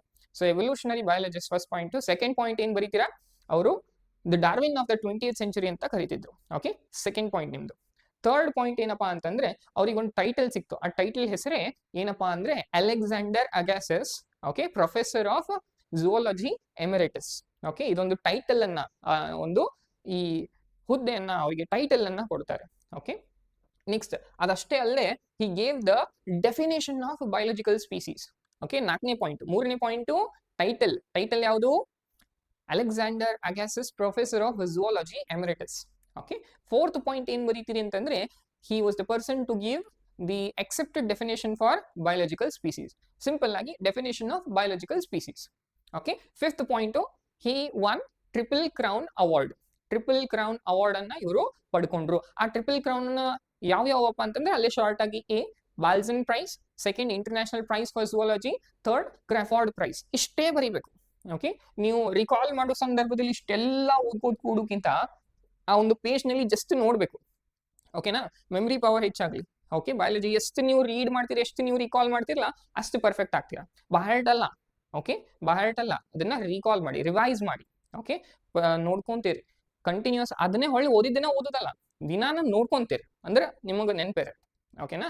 ಸೊ ಮತ್ತೊಂದ್ಸತೆ ಏನು, ಇವರು ಎವಲ್ಯೂಷನರಿ ಬಯಾಲಜಿಸ್ಟ್ ಇದ್ರು, the Darwin of the 20th century ಅಂತ ಕರೀತಿದ್ರು. ಇವ್ರಿಗೆ ಒಂದು ಟೈಟಲ್ ಸಿಕ್ತು, Alexander Agassiz professor of zoology emeritus. ಇವರು ಬಯಾಲಜಿಕಲ್ ಸ್ಪೀಸೀಸ್ ಅನ್ನ ಡೆಫಿನೇಷನ್ ಅನ್ನ ಕೊಟ್ಟರು, ಟ್ರಿಪಲ್ ಕ್ರೌನ್ ಪ್ರೈಸ್ ಅನ್ನ ಪಡ್ಕೊಂಡ್ರು. ಓಕೆ. ಐ ಹೋಪ್ ಈ ಪಾರ್ಟ್ ಕ್ಲಿಯರ್ ಇದೆ ಅಂತ. ಓಕೆನಾ? ನಾವು ನೆಕ್ಸ್ಟ್ ಹೋಗೋಣ ಈಗ. ಐ ಹೋಪ್ ಎಲ್ಲರಿಗೂ ಕ್ಲಿಯರ್ ಕಾಣಿಸ್ತಿದೆ ಅಂತ. ಈ ಪಾರ್ಟ್ ಏನಿದೆಯಲ್ಲ ನಿಮ್ಮ NCERT ಅಲ್ಲಿದೆ. ಓಕೆ. NCERT ಅಲ್ಲಿದೆ, ಬಟ್ ಏನಂದ್ರೆ ಈ ನೀಟ್ ನಲ್ಲಿದೆ, NCERT ಅಲ್ಲಿ ಡಿಲೀಟೆಡ್ ಪಾರ್ಟ್ ಇದೆ. ಸೊ ಫಸ್ಟ್ ಆಲ್ರೆಡಿ ನಾವು ಇದ್ರ ಬಗ್ಗೆ ಕಲ್ತಿದ್ವಿ. ಕ್ಯಾರೆಕ್ಟರ್ಸ್ ಅನ್ನ ಒಂದ್ ಸ್ವಲ್ಪ ಕಲಿಬೇಕಪ್ಪ ಅಂತಂತಂದ್ರೆ growth, reproduction, ability to sense environment, ಇವೆಲ್ಲ ಏನಿದೆಯಲ್ಲ characters of living organisms. Already ನೀವು 10th ನಲ್ಲಿ ಕಲ್ತಿರ್ತೀರಾ. ಲಿವಿಂಗ್ ಆರ್ಗಾನಿಸಮ್ಸ್ ಅಂದ್ರೆ ಏನು, ನಾನ್ ಲಿವಿಂಗ್ ಆರ್ಗಾನಿಸಮ್ಸ್ ಅಂದ್ರೆ ಏನು, ಅವು ಎರಡರಲ್ಲಿ ಡಿಫ್ರೆನ್ಸ್ ಏನಪ್ಪಾ ಅಂತ ಕೂಡ ನೀವು ಕಲ್ತಿರ್ತೀರಾ, ಹೌದಲ್ವಾ? ಸೊ ಅದೇ ಡಿಫ್ರೆನ್ಸ್ ಅನ್ನ ನಾವು ಇಲ್ಲಿ ಕಲಿತಿದ್ದೀವಿ. ಓಕೆನಾ? ಗ್ರೋತ್, ಹೌದಾ? ಲಿವಿಂಗ್ ಆರ್ಗಾನಿಸಮ್ಸ್ ಅಲ್ಲಿ ನೋಡ್ತೀವಿ, ಗ್ರೋತ್ ನೋಡ್ತೀವಿ, ರೀಪ್ರೊಡಕ್ಷನ್ ನೋಡ್ತೀವಿ. ಓಕೆ. ಸಂತಾನೋತ್ಪತ್ತಿ, ರೀಪ್ರೊಡಕ್ಷನ್ ಅಂದ್ರೆ ಅಬಿಲಿಟಿ ಟು ಸೆನ್ಸ್ ಎನ್ವಿರಾನ್ಮೆಂಟ್, ನಮ್ಮ ಸುತ್ತಮುತ್ತಲಿನ ಪರಿಸರದಲ್ಲಿ ಏನೇನ್ ಆಗ್ತಿದೆ ಅನ್ನೋದು ಕೂಡ ಕಲಿತೀವಿ. ಮೆಟಾಬಾಲಿಸಮ್, ಓಕೆ, ಈ ಒಂದು ದೇಹದಲ್ಲಿ ಆಗುವಂತಹ ಕ್ರಿಯೆಗಳು, ಓಕೆ, ರಾಸಾಯನಿಕ ಕ್ರಿಯೆಗಳು, ಅದ್ರ ಬಗ್ಗೆ ಕಲಿತೀವಿ. ಅಬಿಲಿಟಿ ಟು ಸೆಲ್ಫ್ ರೆಪ್ಲಿಕೇಟ್, ತನ್ನದೇ ಆಗಿರುವಂತಹ ಮತ್ತೊಂದು ಕಾಪಿಯನ್ನ ತಯಾರು ಮಾಡ್ಕೊಳ್ಳುವಂತಹ ಒಂದು ಸಾಮರ್ಥ್ಯ. ಸೆಲ್ಫ್ ಆರ್ಗನೈಸ್, ತಾನೇ ಸೆಲ್ಸ್ ಗಳೆಲ್ಲ ಆರ್ಗನೈಸ್ ಮಾಡೋದು.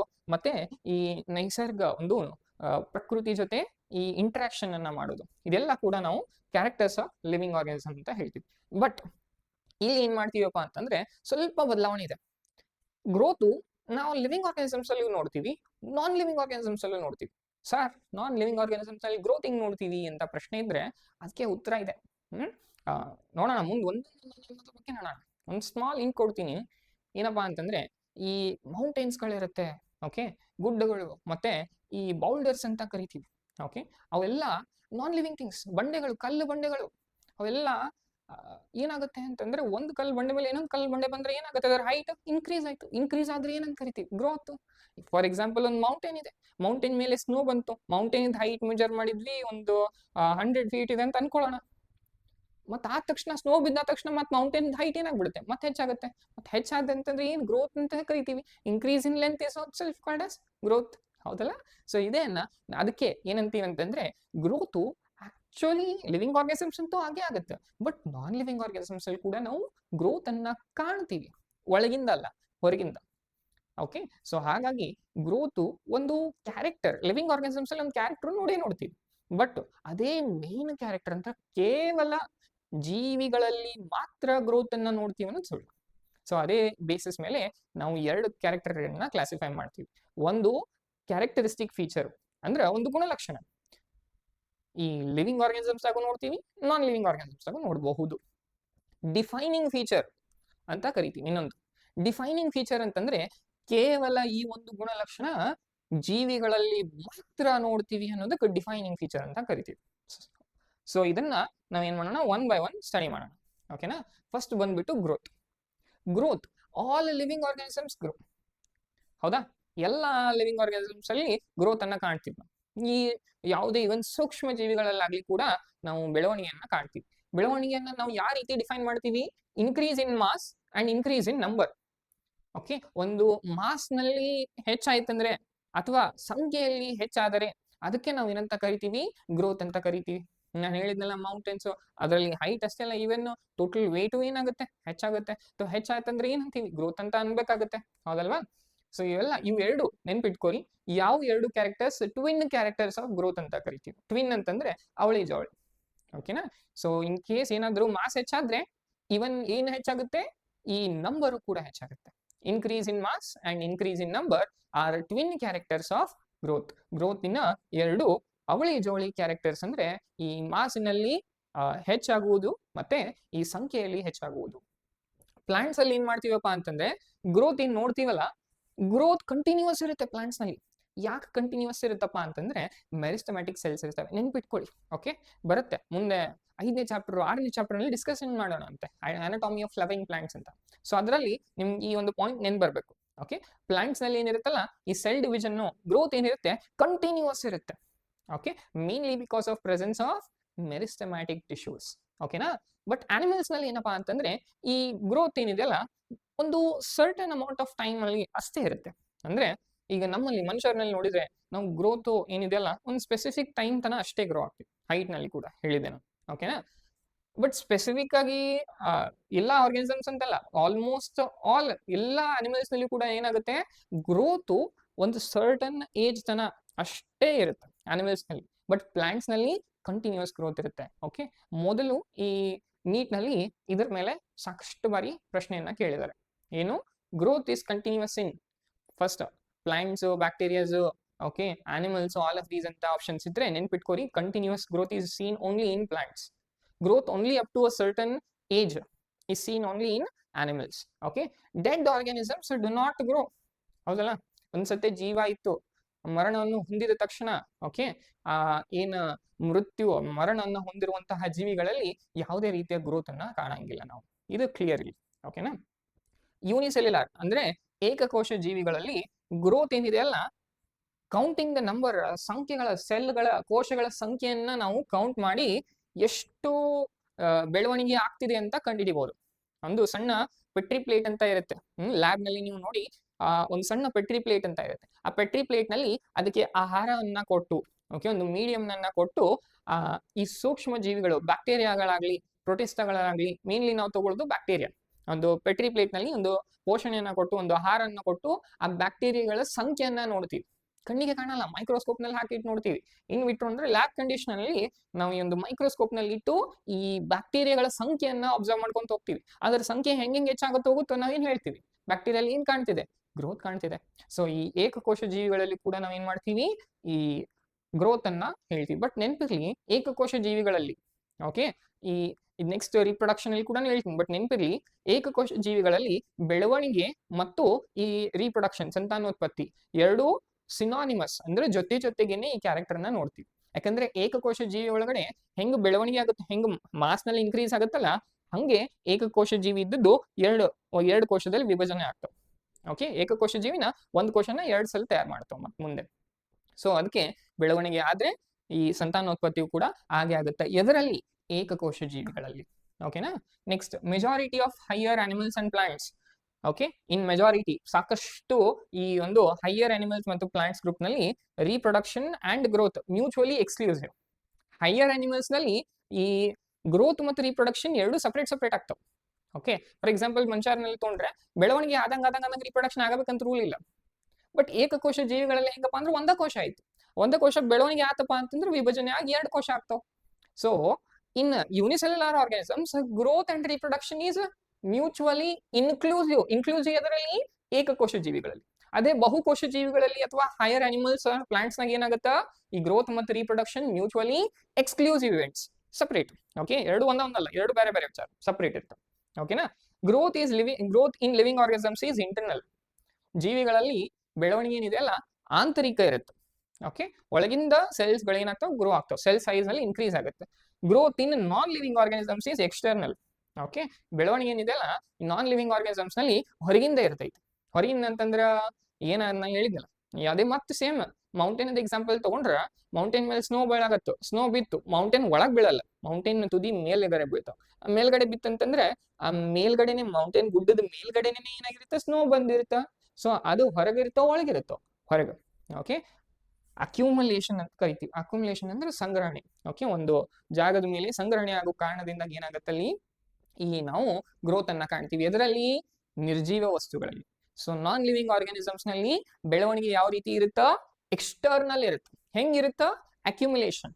ಓಕೆ, ಎಲ್ಲ ಡೆಪಾಸಿಷನ್ ಆಗೋ ಕಾರಣದಿಂದಾಗಿ ಈ ಒಂದು ನಿರ್ಜೀವ ವಸ್ತುಗಳಲ್ಲಿ ಗ್ರೋತ್ ಅನ್ನ ನಾವು ಕಾಣ್ತೀವಿ. ಓಕೆನಾ, ಈಗ ಉದಾಹರಣೆ ರೂಪಕ್ಕೆ ಓಕೆ ಮೌಂಟೇನ್, ಓಕೆ ಗುಡ್ಡಗಳಾಗ್ಲಿ, ಬೌಲ್ಡರ್ಸ್ ಕಲ್ಬಂಡೆಗಳು, ಓಕೆ ಮತ್ತೆ ಸ್ಯಾಂಡ್ ಮಾಪ್ಸ್, ಓಕೆ ಉಸುಕದ ಒಂದೊಂದು ಸಣ್ಣ ಈ ನಾವು ಎದ್ರಲ್ಲಿ ನೋಡ್ತೀವಿ ಡೆಸರ್ಟ್ಸ್ ಗಳಲ್ಲಿ ಇವೆಲ್ಲ ಕಾಣ್ಬೋದು. ಓಕೆನಾ, ನೆಕ್ಸ್ಟ್ ಇದಲ್ಲದೆ ಇನ್ನೊಂದು ಎಕ್ಸಾಂಪಲ್ ನೀವು ನೋಡ್ಬೋದು, ಬಹಳ ಕಾಮನ್ ಎಕ್ಸಾಂಪಲ್ ಏನಪ್ಪಾ ಅಂತಂದ್ರೆ ಈ ಒಂದು ಚಳಿಗಾಲದಲ್ಲಿ ಓಕೆ ಅಥವಾ ರೈನಿ ಸೀಸನ್ ಈ ಸಮಯದಲ್ಲಿ ಏನಾಗುತ್ತಪ್ಪ ಅಂತಂದ್ರೆ ನಿಮ್ದು ಈ ವಿಂಡೋ ಏನಿರುತ್ತಲ್ಲ, ಕಿಟಕಿ ಏನಾದ್ರೂ ಕಟ್ಟಿಗೆಯಿಂದ ಮಾಡಿದ್ದೀವಪ್ಪ ಅಂತಂದ್ರ ಆ ಕಟ್ಟಿಗೆ ಏನಿರುತ್ತಲ್ಲ ಈ ಗಾಳಿಯಾಗಿರುವಂತಹ ಮಾಯಿಶ್ಚರ್ ಏನಿರುತ್ತೆ ಅಬ್ಸಾರ್ಬ್ ಮಾಡ್ಕೊಳ್ಳುತ್ತೆ.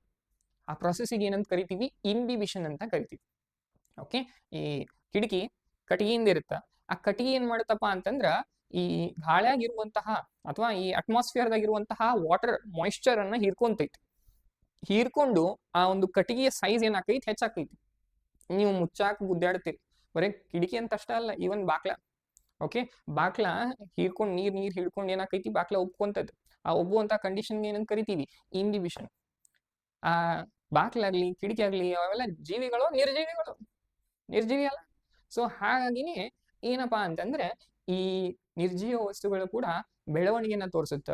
ಹೆಂಗ್ ಬೆಳವಣಿಗೆ, ಆಂತರಿಕನೋ ಏನ್ ಹೊರಗಿಂದ, ಎಕ್ಸ್ಟರ್ನಲ್ ನೆನ್ಪಿಟ್ಕೊರಿ. ದೆನ್ ಗ್ರೋತ್, ಅದೇ ಸೇಮ್ ಇವೆಲ್ಲ ನಾನ್ ಲಿವಿಂಗ್ ಥಿಂಗ್ಸ್ ನಲ್ಲಿ ಗ್ರೋತ್ ಕೂಡ ಕಾಣ್ತೀವಿ ಅನ್ನೋ ಕಾರಣಕ್ಕ ಈ ಗ್ರೋತ್ ಏನದಲ್ಲ ನಾವು ಡಿಫೈನಿಂಗ್ ಫೀಚರ್ ಅನ್ನಲ್ಲ. ಮತ್ತೆ ನೆನ್ಪು ಮಾಡ್ಕೊಳ್ಳಿ, ಡಿಫೈನಿಂಗ್ ಅಂದ್ರೆ ಅರ್ಥ ಏನು, ಕೇವಲ ಜೀವಿಗಳಲ್ಲಿ ಮಾತ್ರ ಕಾಣುವಂತಹ ಗುಣಲಕ್ಷಣನ ಡಿಫೈನಿಂಗ್ ಫೀಚರ್ ಅಂತ ಹೇಳ್ತೀವಿ. ಬಟ್ ಗ್ರೋತ್ ನಾವು ನಾನ್ ಲಿವಿಂಗ್ ನಾಗೂ ನೋಡ್ತೀವಿ. ಸೊ ಅದಕ್ಕೆ growth is not a defining feature. Okay, next reproduction, ಸಂತಾನೋತ್ಪತ್ತಿ ಕ್ರಿಯೆ. ಓಕೆ, ಇದರಲ್ಲಿ ಮತ್ತು ಎರಡು ಟೈಪ್ಸ್ ಇದೆ, ನೀವು ಆಲ್ರೆಡಿ ಕಲ್ತಿರ್ತೀರಾ. Okay, sexual reproduction, asexual reproduction. ಲೈಂಗಿಕ ಸಂತಾನೋತ್ಪತ್ತಿ, ಅಲೈಂಗಿಕ ಸಂತಾನೋತ್ಪತ್ತಿ. ಸೆಕ್ಷುವಲ್ ರೀಪ್ರೊಡಕ್ಷನ್ ಅಂದ್ರೆ ಎರಡು ರೀತಿಯ ಗ್ಯಾಮೆಟ್ಸ್ಗಳು ತಯಾರಾಗುತ್ತೆ, ಒಂದು ಪುರುಷರಿಂದ ಒಂದು ಮಹಿಳೆಯಿಂದ, ಒಂದು ಮೇಲ್ ಗ್ಯಾಮೆಟ್ ಒಂದು ಫಿಮೇಲ್ ಗ್ಯಾಮೆಟ್ ತಯಾರಾಗುತ್ತೆ. ಅವು ಎರಡು ಗ್ಯಾಮೆಟ್ಸ್ ಏನಾಗುತ್ತೆ, ಕೂಡ್ಕೊಂಡು ಏನ್ ತಯಾರಾಗುತ್ತೆ ಅಲ್ಲಿ, ಝೈಗೋಟ್ ಒಂದು ಜೀವಿ ತಯಾರಾಗುತ್ತೆ. ಓಕೆ, ಅದರಲ್ಲಿ ನಾವು ಏನ್ ಕಾಣ್ತೀವಪ್ಪ ಅಂದ್ರೆ ವೇರಿಯೇಷನ್ಸ್ ಅಂದ್ರೆ ಏನು, ಬದಲಾವಣೆಗಳು. ನೆನಪಿರ್ಲಿ, okay variations are observed in which type of reproduction ಅಂತ ಕೇಳಿದ್ರೆ ಸೆಕ್ಷುವಲ್ ರೀಪ್ರೊಡಕ್ಷನ್. ಸರ್ ವೇರಿಯೇಷನ್ಸ್ ಅಂದ್ರೆ ಏನು, ವೇರಿಯೇಷನ್ಸ್ ಅಂದ್ರೆ ನೆನಪಿರ್ಲಿ, ಎಲ್ಲಿ ಲೈಂಗಿಕ ಸಂತಾನೋತ್ಪತ್ತಿ ಇರುತ್ತೋ, ಎಲ್ಲಿ ಸೆಕ್ಷುವಲ್ ರೀಪ್ರೊಡಕ್ಷನ್ ಇರುತ್ತೋ ಅಲ್ಲಿ ಎಷ್ಟು ಪೇರೆಂಟ್ಸ್ ಇರಲೇಬೇಕು, ಇಬ್ರಲ್ವಾ, ಒಂದು ಮದರು ಒಂದು ಫಾದರ್. ಇಬ್ಬರ ಕಡೆಯಿಂದ ಇರುವಂತಹ ಕ್ಯಾರೆಕ್ಟರ್ಸು ಮಗುವಿನೊಳಗೆ ನೋಡ್ತೀವಿ. ಓಕೆ, ಮಮ್ಮಿದ್ ಹಾಫ್ ಕ್ಯಾರೆಕ್ಟರ್ಸ್, ಪಪ್ಪಾದ ಹಾಫ್ ಕ್ಯಾರೆಕ್ಟರ್ಸ್. ಸೊ ಈ ರೀತಿ ಎರಡೂ ಕ್ಯಾರೆಕ್ಟರ್ಸ್ ಏನ್ ನೋಡ್ತೀವಲ್ಲ ಅದು ಒಂದೇ ಮಗುವಿನಲ್ಲಿ ನೋಡ್ತೀವಿ, ಹೌದಲ್ವಾ. ಸೊ ಒಂದೇ ಮಗು ಎರಡು ಡಿಫ್ರೆಂಟ್ ರೀತಿಯ ಕ್ಯಾರೆಕ್ಟರ್ಸ್ ಗಳನ್ನ ಹೊಂದಿರುತ್ತೆ, ಅದಕ್ಕ ಅದ ವೇರಿಯೇಷನ್ ಅಂತ ಕರಿತೀವಿ. ಎಕ್ಸಾಕ್ಟ್ಲಿ ಸೇಮ್ ಮಮ್ಮಿ ಹಂಗಿರಂಗಿಲ್ಲ, ಎಕ್ಸಾಕ್ಟ್ಲಿ ಸೇಮ್ ಪಪ್ಪ ಹಂಗಿರಲ್ಲ, ಬಟ್ ಮಮ್ಮಿ ಪಪ್ಪ ಇಬ್ಬರದು ಕ್ಯಾರೆಕ್ಟರ್ಸ್ ನನ್ನ ಮಗುವಿನಲ್ಲಿ ನೋಡ್ತೀವಿ. ಅದಕ್ಕೆ ನಾವೇನಂತ ಕರಿತೀವಿ, ವೇರಿಯೇಷನ್ಸ್ ಅಂತ ಕರಿತೀವಿ. ಓಕೆನಾ, ಆ ವೇರಿಯೇಷನ್ ಕಾರಣದಿಂದಾಗಿನೇ ಏನಾಗುತ್ತೆ, ಎವಲ್ಯೂಷನ್ ಆಗುತ್ತೆ. ಓಕೆ, ಸೊ ಅಲೈಂಗಿಕ ಸಂತಾನೋತ್ಪತ್ತಿಯಪ್ಪ ಅಂತಂದ್ರೆ ಇಲ್ಲಿ ಕೇವಲ ಒಂದೇ ಪೇರೆಂಟ್ ಇರುತ್ತೆ, ಒಂದೇ ಪೇರೆಂಟ್ ಇಂದ ಮುಂದೆ ಮಗು ಅಂದ್ರೆ ಆಫ್ ಸ್ಪ್ರಿಂಗ್ ಅನ್ನ ತಯಾರಾಗುತ್ತೆ. ಇದರಲ್ಲಿ ಯಾವುದೇ ರೀತಿ ವೇರಿಯೇಷನ್ಸ್ ಇರಲ್ಲ, ಯಾಕಂದ್ರೆ ಒಂದೇ ಪೇರೆಂಟ್ ಇರುವ ಕಾರಣದಿಂದಾಗಿ ಆ ಒಂದು ಪೇರೆಂಟ್ಸ್ ನಲ್ಲಿ ಯಾವ ಕ್ಯಾರೆಕ್ಟರ್ಸ್ ಯಾವ ಗುಣಲಕ್ಷಣಗಳಿದ್ವು ಅದೇ ಸೇಮ್ ಗುಣಲಕ್ಷಣಗಳು ಅದೇ ಸೇಮ್ ಕ್ಯಾರೆಕ್ಟರ್ಸ್ ಎಲ್ಲಿ ನೋಡ್ತೀವಿ ನಾವು, ಈ ಒಂದು ಮಗುವಿನಲ್ಲಿ ನೋಡ್ತೀವಿ. ಸೊ ಅದಕ್ಕೆ ಯಾವುದೇ ರೀತಿ ವೇರಿಯೇಷನ್ಸ್ ಇರಲ್ಲ. ಸ್ವಲ್ಪ ಉದಾಹರಣೆ ನೋಡ್ಬೇಕಪ್ಪ ಅಂದ್ರೆ ಯಾವ ರೀತಿ ಜೀವಿಗಳಲ್ಲಿ ಯಾವ ರೀತಿ ಸಂತಾನೋತ್ಪತ್ತಿ ಆಗುತ್ತೆ, ಮತ್ತೆ ಒಂದು ಕೆಲವೊಂದು ಇಂಪಾರ್ಟೆಂಟ್ ಕ್ಯಾರೆಕ್ಟರ್ ಇದೆ. ಓಕೆನಾ, ಫಂಗೈ ಗ್ರೂಪ್ ನಲ್ಲಿ ಅಸೆಕ್ಷುವಲ್ ಸ್ಪೋರ್ಸ್ಗಳು ತಯಾರಾಗುತ್ತೆ, ಸೆಕ್ಷುವಲ್ ಸ್ಪೋರ್ಸ್ಗಳು ತಯಾರಾಗುತ್ತೆ. ಇದು ಮುಂದಿನ ಚಾಪ್ಟರ್ಸ್ ನಲ್ಲಿ ಕಳೆಯೋಣ, ಬಟ್ ನೆನಪಿರ್ಲಿ ಇದೊಂದು ಟೇಬಲ್ ಬಹಳ ಇಂಪಾರ್ಟೆಂಟು. ಟೇಬಲ್ ಅನ್ನ ಈ ವಿಡಿಯೋನ ಪಾಸ್ ಮಾಡಿ ಈ ಟೇಬಲ್ ಅನ್ನ ಏನ್ ಮಾಡಿ ಡ್ರಾ ಅನ್ನ ಮಾಡ್ಕೊಳ್ಳಿ. ಓಕೆನಾ, ಈಸ್ಟ್ ಮತ್ತು ಹೈಡ್ರಾ. ನೆನಪಿರ್ಲಿ, ಈ ಈಸ್ಟ್ ಏನಿದೆ ಅಲ್ಲ ಇದು ಒಂದು ರೀತಿಯ ಫಂಗೈನೇ. ಓಕೆನಾ, ಬಟ್ ಇದರ ವಿಶೇಷತೆ ಏನಪ್ಪಾ ಅಂತಂದ್ರೆ ಈ ಫಂಗೈನಲ್ಲಿ ಹೆಚ್ಚಾನೆಚ್ಚು ಬಹುಕೋಶ ಜೀವಿಗಳೇ ಇದಾವೆ, ಬಟ್ ಕೇವಲ ಒಂದು ಏಕಕೋಶ ಜೀವಿ ಐತಿ, ಅದ್ರ ಹೆಸರ ಈಸ್ಟ್. ಓಕೆನಾ, ಸೊ ಆ ಈಸ್ಟು ಮತ್ತೆ ಈ ಒಂದು ಪ್ರಾಣಿಗಳ ಗುಂಪಿನಲ್ಲಿ ಕಿಂಗ್ಡಮ್ ಅನಿಮಿಲಿಯಾದಲ್ಲಿ ಬರುವಂತಹ ಒಂದು ಎಕ್ಸಾಂಪಲ್ ಹೈಡ್ರಾ. ಇವು ಎರಡು ಯಾವ ಒಂದು ರೀಪ್ರೊಡಕ್ಷನ್ ಆಗುತ್ತೆ ಇದ್ರ ಒಳಗಡೆ, ಬಡಿಂಗ್ ಅಂತಂದ್ರ ಒಂದು ಪೇರೆಂಟ್ ಇರುತ್ತೆ, ಒಂದು ಪೇರೆಂಟ್ ಇದು ಹೈಡ್ರಾ ಅಂತ ಅನ್ಕೊಂಡ್ರೆ, ಈಗ ಅಥವಾ ಪೋರಿಫೆರಾದ ಯಾವುದೋ ಒಂದು ಪಾರ್ಟ್ ಅನ್ಕೊಂಡ್ರೆ ಇದು ಪೇರೆಂಟ್ ಇದ್ರೆ ಸಣ್ಣದೊಂದು ಇಲ್ಲಿ ಭಾಗ ಉಟ್ಕೊಂತೈತಿ, ಇದ ಪೇರೆಂಟ್ ದಿಂದನ ಉಟ್ಕೊಂಡು ಬಂದಿದ್ದ ಭಾಗ. ಓಕೆ, ಇದಕ್ಕೆ ಏನಂತ ಕರಿತೀವಿ, ಬಡ್ ಅಂತ ಕರಿತೀವಿ. ಇದೇ ಮುಂದೆ ಏನಾಗತ್ತಪ್ಪ ಅಂತಂದ್ರೆ ಬೆಳಿತಾ ಬೆಳಿತಾ ಬೆಳಿತಾ ಇದ ಕಟ್ ಆಗತ್ತೆ ಪೇರೆಂಟ್ ಇಂದ ಕಟ್ ಆಗಿ ಇದೇ ಏನಾಗತ್ತ ಬಡ್ಡು ಸಪರೇಟ್ ಆಗಿ ಇದೇ ಮುಂದೆ ಸಪರೇಟ್ ಆಗಿ ಗ್ರೋ ಆಗುತ್ತೆ, ಬೆಳಿತೈತಿ. ಸೊ ಅದಕ್ಕೆ ಬಡ್ಡಿಂಗ್ ಅಂತ ಕರಿತೀವಿ. 10ನೇ ತರಗತಿಯಲ್ಲಿ ನೀವು ಇದು ಕಲ್ತಿರ್ಬೋದು. ಓಕೆನಾ. Next planaria. ಓಕೆ, ನೆನ್ಪಿಟ್ಕೊಳ್ಳಿ, planaria is having highest regeneration capacity ಅಂತ ಹೇಳ್ತಾರೆ. ನೀವು ಆಲ್ರೆಡಿ ಇದನ್ನ 10ನೇ ತರಗತಿಯಲ್ಲಿ ಕೂಡ ಕಲ್ತಿರ್ತೀರ. ಏನಪ್ಪಾ ಈ ಪ್ಲೇನೇರಿಯಾ ಅಂತಂದ್ರ ಇದೊಂದು ರೀತಿ ಫ್ಲಾಟ್ ಶೇಪ್ಡ್ ಸ್ಟ್ರಕ್ಚರ್ ಇರುತ್ತೆ. ನೀವು ಆಲ್ಮೋಸ್ಟ್ ಕೆಲವೊಂದಿಷ್ಟು ರೀಲ್ಸ್ ಗಳಲ್ಲಿ ನೋಡಿರ್ಬೋದು. ಈ ರೀತಿ ಫ್ಲಾಟ್ ರೀತಿ ಶೇಪ್ ಸ್ಟ್ರಕ್ಚರ್ ಇರುತ್ತೆ. ಇದನ್ನ ನೀವು ಹೆಂಗ್ ಬೇಕಾದಂಗೆ ಕಟ್ ಮಾಡಿ. ಓಕೆ, ಇಲ್ಲಿ ಮ್ಯಾಲಿಂದ ಇಷ್ಟು ಭಾಗಾರೆ ಕಟ್ ಮಾಡ್ರಿ, ಕೆಳಗಿಂದ ಇಷ್ಟು ಭಾಗಾರೆ ಕಟ್ ಮಾಡ್ರಿ. ಇದನ್ನ ಬರೀ ಒಂದು ಟೇಲ್ ಅಷ್ಟ ಉಳಿಸ್ರಿ, ಹಿಂದಿನ ಭಾಗ ಅಷ್ಟ ಉಳಿಸ್ರಿ. ಎಷ್ಟ ಭಾಗದಾಗ ಕಟ್ ಮಾಡಿದ್ರು ಅದು ಮತ್ತೆ ಪೂರ್ತಿ ಮರುಳಿ ಬೆಳಿತೈತಿ ಫುಲ್ ಜೀವಿಯಾಗಿ. ಸೊ ಅದಕ್ಕೆ ನಾವೇನಂತ ಕರಿತೀವಿ, ಟ್ರೂ ರೀಜನರೇಷನ್. ರೀಜನರೇಷನ್ ಅಂದ್ರೆ ಮರು ಉತ್ಪಾದನೆ. ಓಕೆ, ಟ್ರೂ ಅಂತಂದ್ರೆ ಸಂಪೂರ್ಣವಾಗಿ, ನಿಜವಾಗಿ ಸಂಪೂರ್ಣವಾಗಿ ಒಂದು ಮತ್ತೆ ಹೊಳ್ಳಿ ಜೀವಿ ಬರ್ಲಿಕ್ಕೆ ಟ್ರೂ ರೀಜನರೇಷನ್ ಅಂತ ಕರಿತೀವಿ. ಉದಾಹರಣೆಯನ್ನ ನಾವು ಏನಂತ ಕೊಡ್ತೀವಿ, ಪ್ಲೇನೇರಿಯಾನ ಕೊಡ್ತೀವಿ. ಓಕೆನಾ. ಫಂಗೈ, ಫಿಲಾಮೆಂಟಸ್ ಆಲ್ಗೆ, ಪ್ರೋಟೋನೆಮಾಫ್ಮಾಸಸ್, ಇವು ಕೂಡ ಫಂಗೈ ಆಗಲಿ, ಫಿಲಾಮೆಂಟಸ್ ಆಲ್ಗೆ. ಫಿಲಾಮೆಂಟಸ್ ಅಂದ್ರೆ ಒಂದು ಚೇನ್ ರೀತಿ ಒಂದೊಂದೊಂದೊಂದೊಂದೊಂದು ಸೇರಿ ಫಿಲಾಮೆಂಟ್, ದೊಡ್ಡದಾಗಿ ಹೇಳಿದ್ರೆ ಫಿಲಾಮೆಂಟ್ ಅಂತ ಹೇಳ್ತೀವಿ. ಓಕೆನಾ. ತೋರಿಸ್ಬೇಕಪ್ಪ ಅಂತಂದ್ರೆ ಈ ರೀತಿ ಒಂದೊಂದೊಂದು ಚೇನ್, ಇದಕ್ಕೆ ನಾವೇನಂತ ಕರಿತೀವಿ, ಫಿಲಾಮೆಂಟಸ್ ಅಂತ ಕರಿತೀವಿ. ಈ ರೀತಿ ಫಿಲಾಮೆಂಟಸ್ ಆಲ್ಗೆ ಆಗ್ಲಿ ಅಥವಾ ಫಂಗೈ ಆಗ್ಲಿ ಅಥವಾ ಮಾಸ್ ಆಗ್ಲಿ, ಪ್ರೋಟೋನೆಮಾಫ್ಮಾಸ್. ಪ್ರೋಟೋನೆಮಾ ಅಂದ್ರೆ ಏನು, ಮಾಸ್ ಅಂದ್ರೆ ಏನು, ಇದೆಲ್ಲ ಕಲಿಯೋಣ.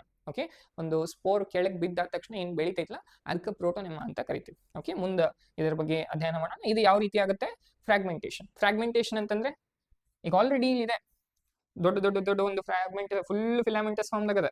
ಇದೇನ್ ಮಾಡೋಣ, ಒಂದು ಸಣ್ಣ ಕಟ್ ಆಯ್ತು, ಇದೊಂದು ಸಣ್ಣದಾಗಿ ಪೇರೆಂಟ್ ಇಂದ ಡಿಟ್ಯಾಚ್ ಆತಪ್ಪ ಅಂತಂದ್ರ ಇದ ಒಂದ ಸಿಂಗಲ್ ಏನು ಹೊರಗಡೆ ಬರುತ್ತಲ್ಲ ಅದಕ್ಕೆ ನಾವು ಏನಂತ ಕರಿತೀವಿ, ಫ್ರಾಗ್ಮೆಂಟ್ ಅಂತ ಕರಿತೀವಿ. ಪ್ರೊಸೆಸ್ಸಿಗೆ, ಈ ಕ್ರಿಯೆಗ ಫ್ರಾಗ್ಮೆಂಟೇಶನ್ ಅಂತ ಕರಿತೀವಿ.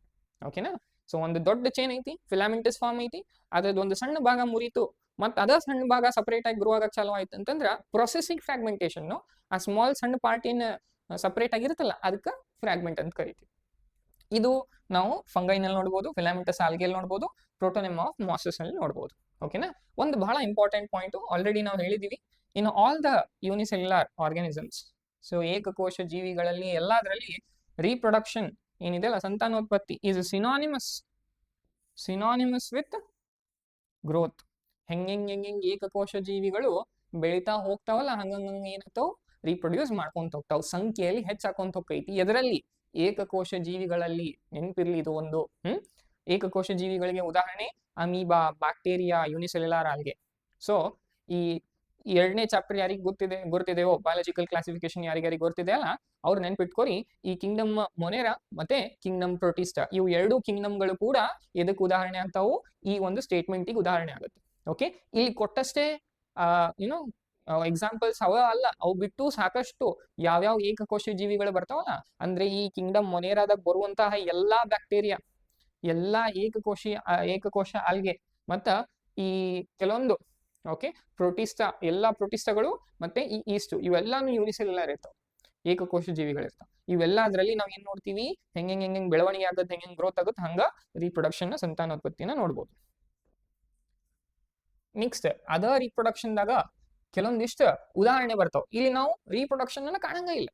ಯಾವ್ಯಾವಪ್ಪ ಅಂತಂದ್ರ, ಒಂದು ಮ್ಯೂಲ್ಸ್ ಅಂತಂದ್ರ ಈ ಮೇಲ್ ಡಾಂಕಿ, ಓಕೆ, ಅದನ್ನ ಫಿಮೇಲ್ ಕುದುರೆ ಜೊತೆ ಕ್ರಾಸ್ ಮಾಡಿದ್ರ ನಮಗ್ ಏನ್ ಮಗು ಸಿಗ್ತೈತ್ಲಾ ಅದಕ್ಕ ನಾವ್ ಏನಂತ ಕರಿತೀವಿ, ಮ್ಯೂಲ್ಸ್ ಅಂತ ಕರಿತೀವಿ. ಈ ಮ್ಯೂಲ್ಸ್ ಅಂದ್ರೆ ಏನು, ಆಕ್ಚುಲಿ ಏನಿರ್ತಾವ ಇವು ಈ ಮೇಲ್ ಡಾಂಕಿ ಮತ್ತು ಫಿಮೇಲ್ ಹಾರ್ಸನ್ನ ಕ್ರಾಸ್ ಮಾಡಿದ್ರ ಸಿಗುವಂತಹ ಮಗುಗ ನಾವು ಮ್ಯೂಲ್ ಅಂತೀವಿ. ಈ ಮ್ಯೂಲ್ ಏನಿರ್ತಾವಲ್ಲ ಸ್ಟರೈಲ್ ಇರ್ತಾವ. ಸ್ಟರೈಲ್ ಅಂತಂದ್ರ ಅರ್ಥ ಏನು ತಿಳ್ಕೊರಿ. ಸ್ಟರೈಲ್ ಅಂತಂದ್ರ ಅವು ಮುಂದೆ ಸಂತಾನೋತ್ಪತ್ತಿ ಮಾಡ್ಲಿಕ್ಕೆ ಆಗಲ್ಲ.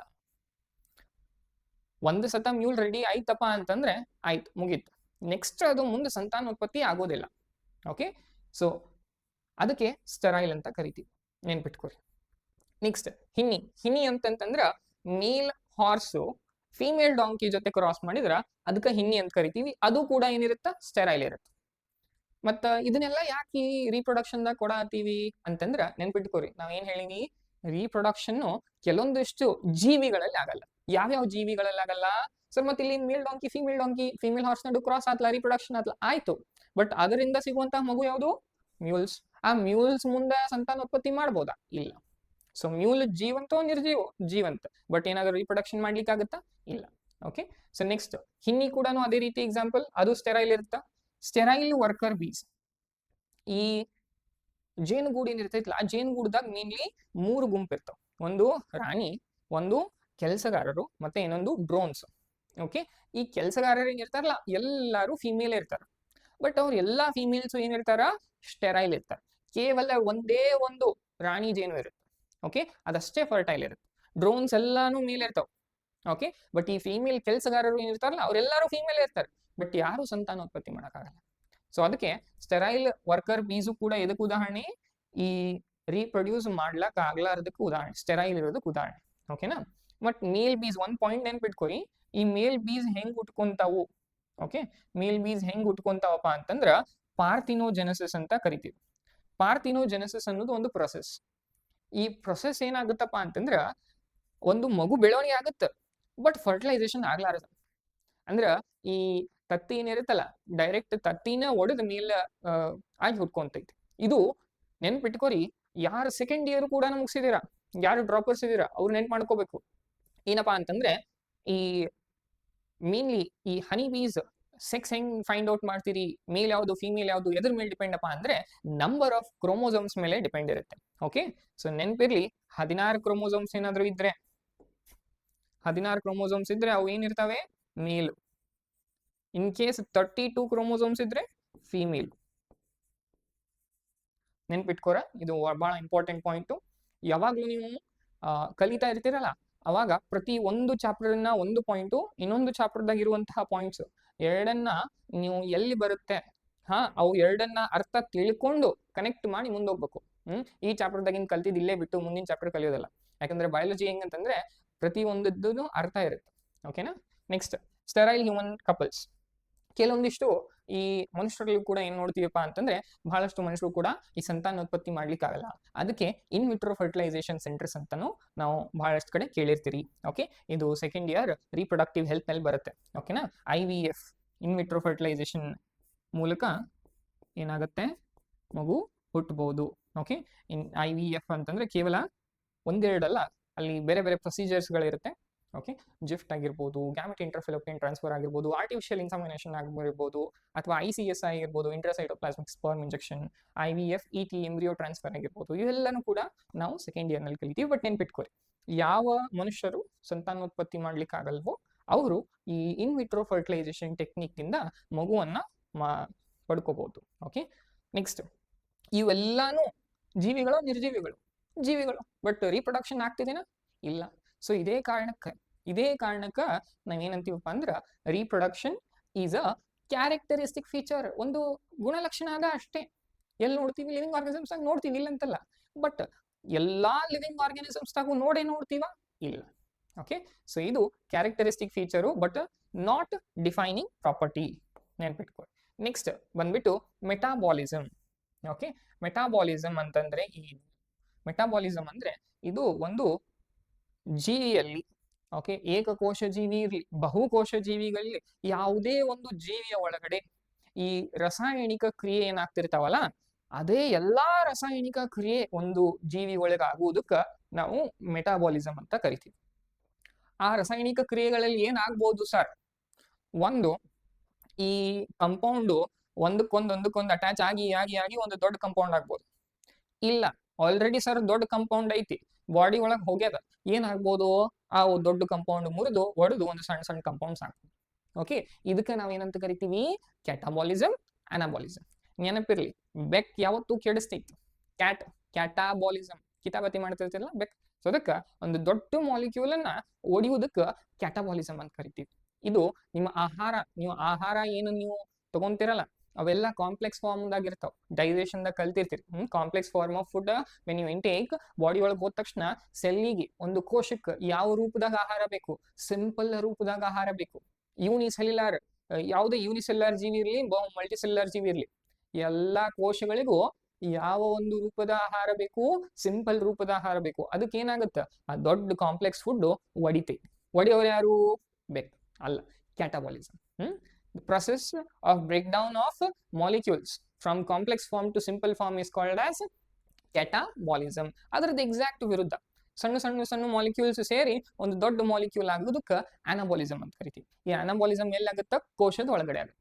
ಓಕೆ, ಕೋಶಕ್ಕೆ ತನಗೆ ಬೇಕಾಗಿರುವಂತಹ ಕಾಂಪೋನೆಂಟ್ ಸೇರಿ ಏನು ತಯಾರು ಮಾಡುತ್ತಲ್ಲ ಮಾಲಿಕ್ಯೂಲ್ಸ್, ಅದಕ್ಕೆ ಅನಾಬಾಲಿಸಮ್ ಅಂತ ಹೇಳ್ತೀವಿ. ಎರಡೂ ರಾಸಾಯನಿಕ ಕ್ರಿಯೆನೇ.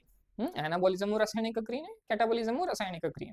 ಇವು ಎರಡೂ ಪ್ರೊಸೆಸ್ ಸೇರಿ ಓಕೆ ನಾವು ಏನಂತ ಕರಿತೀವಿ? ಮೆಟಾಬಾಲಿಸಮ್. ಈ ಮೆಟಾಬಾಲಿಸಮ್ ಕ್ರಿಯೆ ಏನದಲ್ಲ ಕಂಪ್ಲೀಟ್ ಎಲ್ಲಾ ಲಿವಿಂಗ್ ಆರ್ಗಾನಿಸಮ್ಸ್ ಅದು ಆಕೈತಿ. ಈ ಯಾವ್ದಾರ ಎಕ್ಸೆಪ್ಷನ್ ಅದ ಸರ್? ಇಲ್ಲ. ಪ್ರತಿ ಒಂದು ಜೀವಿಗಳಲ್ಲಿ ಕೂಡ ಮೆಟಾಬಾಲಿಸಮ್ ಅನ್ನ ನಾವು ಕಾಣ್ತೀವಿ. ಓಕೆ, ಇವೆಲ್ಲ ಉದಾಹರಣೆ ಕೊಟ್ಟಿದ್ದೀನಿ. ಈ A1 ಅಂದ್ರೆ ಅಮೈನೋ ಆಸಿಡ್ಸ್. ನೆನಪಿರ್ಲಿ, ಅಮೈನೋ ಆಸಿಡ್ಸ್ ಒಂದು ಸಿಂಪಲ್ ಮಾಲಿಕ್ಯೂಲ್. ಈ ಹೆಂಗೆ ಅಮೈನೋ ಆಸಿಡ್ಸ್ ಸೇರ್ಕೊಂತ ಹೋಗ್ತಾವಲ್ಲ, ಒಂದು ಲಾಂಗ್ ಚೈನ್ ಮಾಡ್ತಾರೆ. ಲಾಂಗ್ ಚೈನ್ ಆಫ್ ಅಮೈನೋ ಆಸಿಡ್ಗೆ ಒಂದು ಪ್ರೋಟೀನ್ ಅಂತ ಕರಿತೀವಿ. So protein complex form, amino acid complex form protein. Protein ಯಾಕಂದ್ರೆ ದೊಡ್ಡ ಚೈನ್ ಆಗಿರುತ್ತೆ. ಅಮೈನೋ ಆಸಿಡ್ ದೊಡ್ಡ ಚೈನ್ ಸೇರಿ ಪ್ರೋಟೀನ್ ಅಂತೀವಿ. ಆ ಪ್ರೋಟೀನ್ ಕಾಂಪ್ಲೆಕ್ಸ್ ಫಾರ್ಮ್. ಸೊ ಆಗಿದ್ದು ಪ್ರೋಟೀನ್ ಸಣ್ಣದ ಒಂದು ಫಾರ್ಮ್ದಾಗ ಬ್ರೇಕ್ ಮಾಡ್ಬೇಕಪ್ಪ ಅಂತಂದ್ರೆ ಅದು process catabolism. Okay, ಒಂದೊಂದೊಂದೊಂದು single amino acid ಏನ್ ರಿಲೀಸ್ ಆಗ್ತೈತ್ಲ, ಆ ಅಮೈನೋ ಆಸಿಡ್ ಏನದು? Simpler form. ಓಕೆನಾ, ನೆನ್ಪಿಟ್ಕೊಳ್ಳಿ. Next, living organisms. ಯಾವ್ಯಾವ ಲಿವಿಂಗ್ ಆರ್ಗಾನಿಸಮ್ಸ್ ಇರ್ಬೋದು? ಸಸ್ಯಗಳು, ಪ್ರಾಣಿಗಳು, ಫಂಗೈ, ಈವನ್ ಸೂಕ್ಷ್ಮ ಜೀವಿಗಳು. ಎಲ್ಲ ಏಕಕೋಶ ಜೀವಿ ಇರ್ಲಿ ಅಥವಾ ಬಹುಕೋಶ ಜೀವಿ ಇರ್ಲಿ, ಎಲ್ಲದ್ರಾಗೂ ಏನ್ ನೋಡ್ತೀವಿ? ಮೆಟಾಬಾಲಿಸಮ್ ನೋಡ್ತೀವಿ. ಓಕೆನಾ. Isolated metabolism reaction. Isolated metabolic reactions ಅಂತಂದ್ರೆ ಈ ಒಂದು ಡೈಜೆಷನ್ ಏನ್ ಇರ್ತೈತಲ್ಲ, ಫಾರ್ ಎಕ್ಸಾಂಪಲ್ ಸಕ್ಕರೆ ತಗೊಂಡ್ರೆ ಅಂತ ತಿಳ್ಕೊರಿ. ಸಕ್ರಿ ಇಸ್ ಅ ಡೈಸ್ಯಾಕರೈಡ್. ಓಕೆ, ಸುಕ್ರೋಸ್ ಅಂತ ಕರಿತೀವಿ, ಇನ್ವರ್ಡ್ ಶುಗರ್. ಅದು ನೀರಲ್ಲಿ ಹಾಕಿ ಕರಗಿಸಿ ನೀವು ಮಾಡಿ ದೇಹದೊಳಗೆ ಹೋದ್ರೂ ಡೈಸ್ಯಾಕರೈಡ್ ಇದ್ದು ಏನಾಗಬೇಕು? ಮೋನೋಸ್ಯಾಕರೈಡ್ ಆಗಬೇಕು. ಒಡೆದು ಈ ಕಡೆ ಗ್ಲೂಕೋಸು ಫ್ರಕ್ಟೋಸ್ ಎರಡು ರಿಲೀಸ್ ಆಗ್ಬೇಕು. ಈ ಒಂದು ಪ್ರೊಸೆಸ್ ಏನದಲ್ಲ ನಾವು ಸೆಲ್ ಹೊರಗೂ ಮಾಡ್ಬೋದು. ಓಕೆ, ಈ breaking of complex form into simpler form ಏನದಲ್ಲ, ಇದು ನಾವು ಸೆಲ್ ಒಂದು ಕೋಶದಿಂದ ಹೊರಗೂ ಮಾಡ್ಬೋದು. ಈ ಒಂದು ಹೊರಗೆ ಏನ್ ಮಾಡ್ತೀವಲ್ಲ ಅದಕ್ಕೆ ಸೆಲ್ ಫ್ರೀ ಮೆಟಾಬಾಲಿಕ್ ರಿಯಾಕ್ಷನ್ ಅಂತ ಹೇಳ್ತೀವಿ. ಓಕೆ, ಬಟ್ ಈ ಕೋಶದಿಂದ ಹೊರಗೆ ಏನ್ ಮಾಡಿದ್ವಲ್ಲ ಈ ಪ್ರೊಸೆಸ್, ಅದು ಲಿವಿಂಗು ಇರಂಗಿಲ್ಲ, ನಾನ್ ಲಿವಿಂಗ್ ಅಂತೂ ಕರೆಕ್ಟ್ ಬರಂಗಿಲ್ಲ. ಬಟ್ ಇದಕ್ಕೆ ನಾವು ಏನಂತ ಕರಿಬಹುದು? ಲಿವಿಂಗ್ ರಿಯಾಕ್ಷನ್ ಅಂತ ಕರಿಬಹುದು.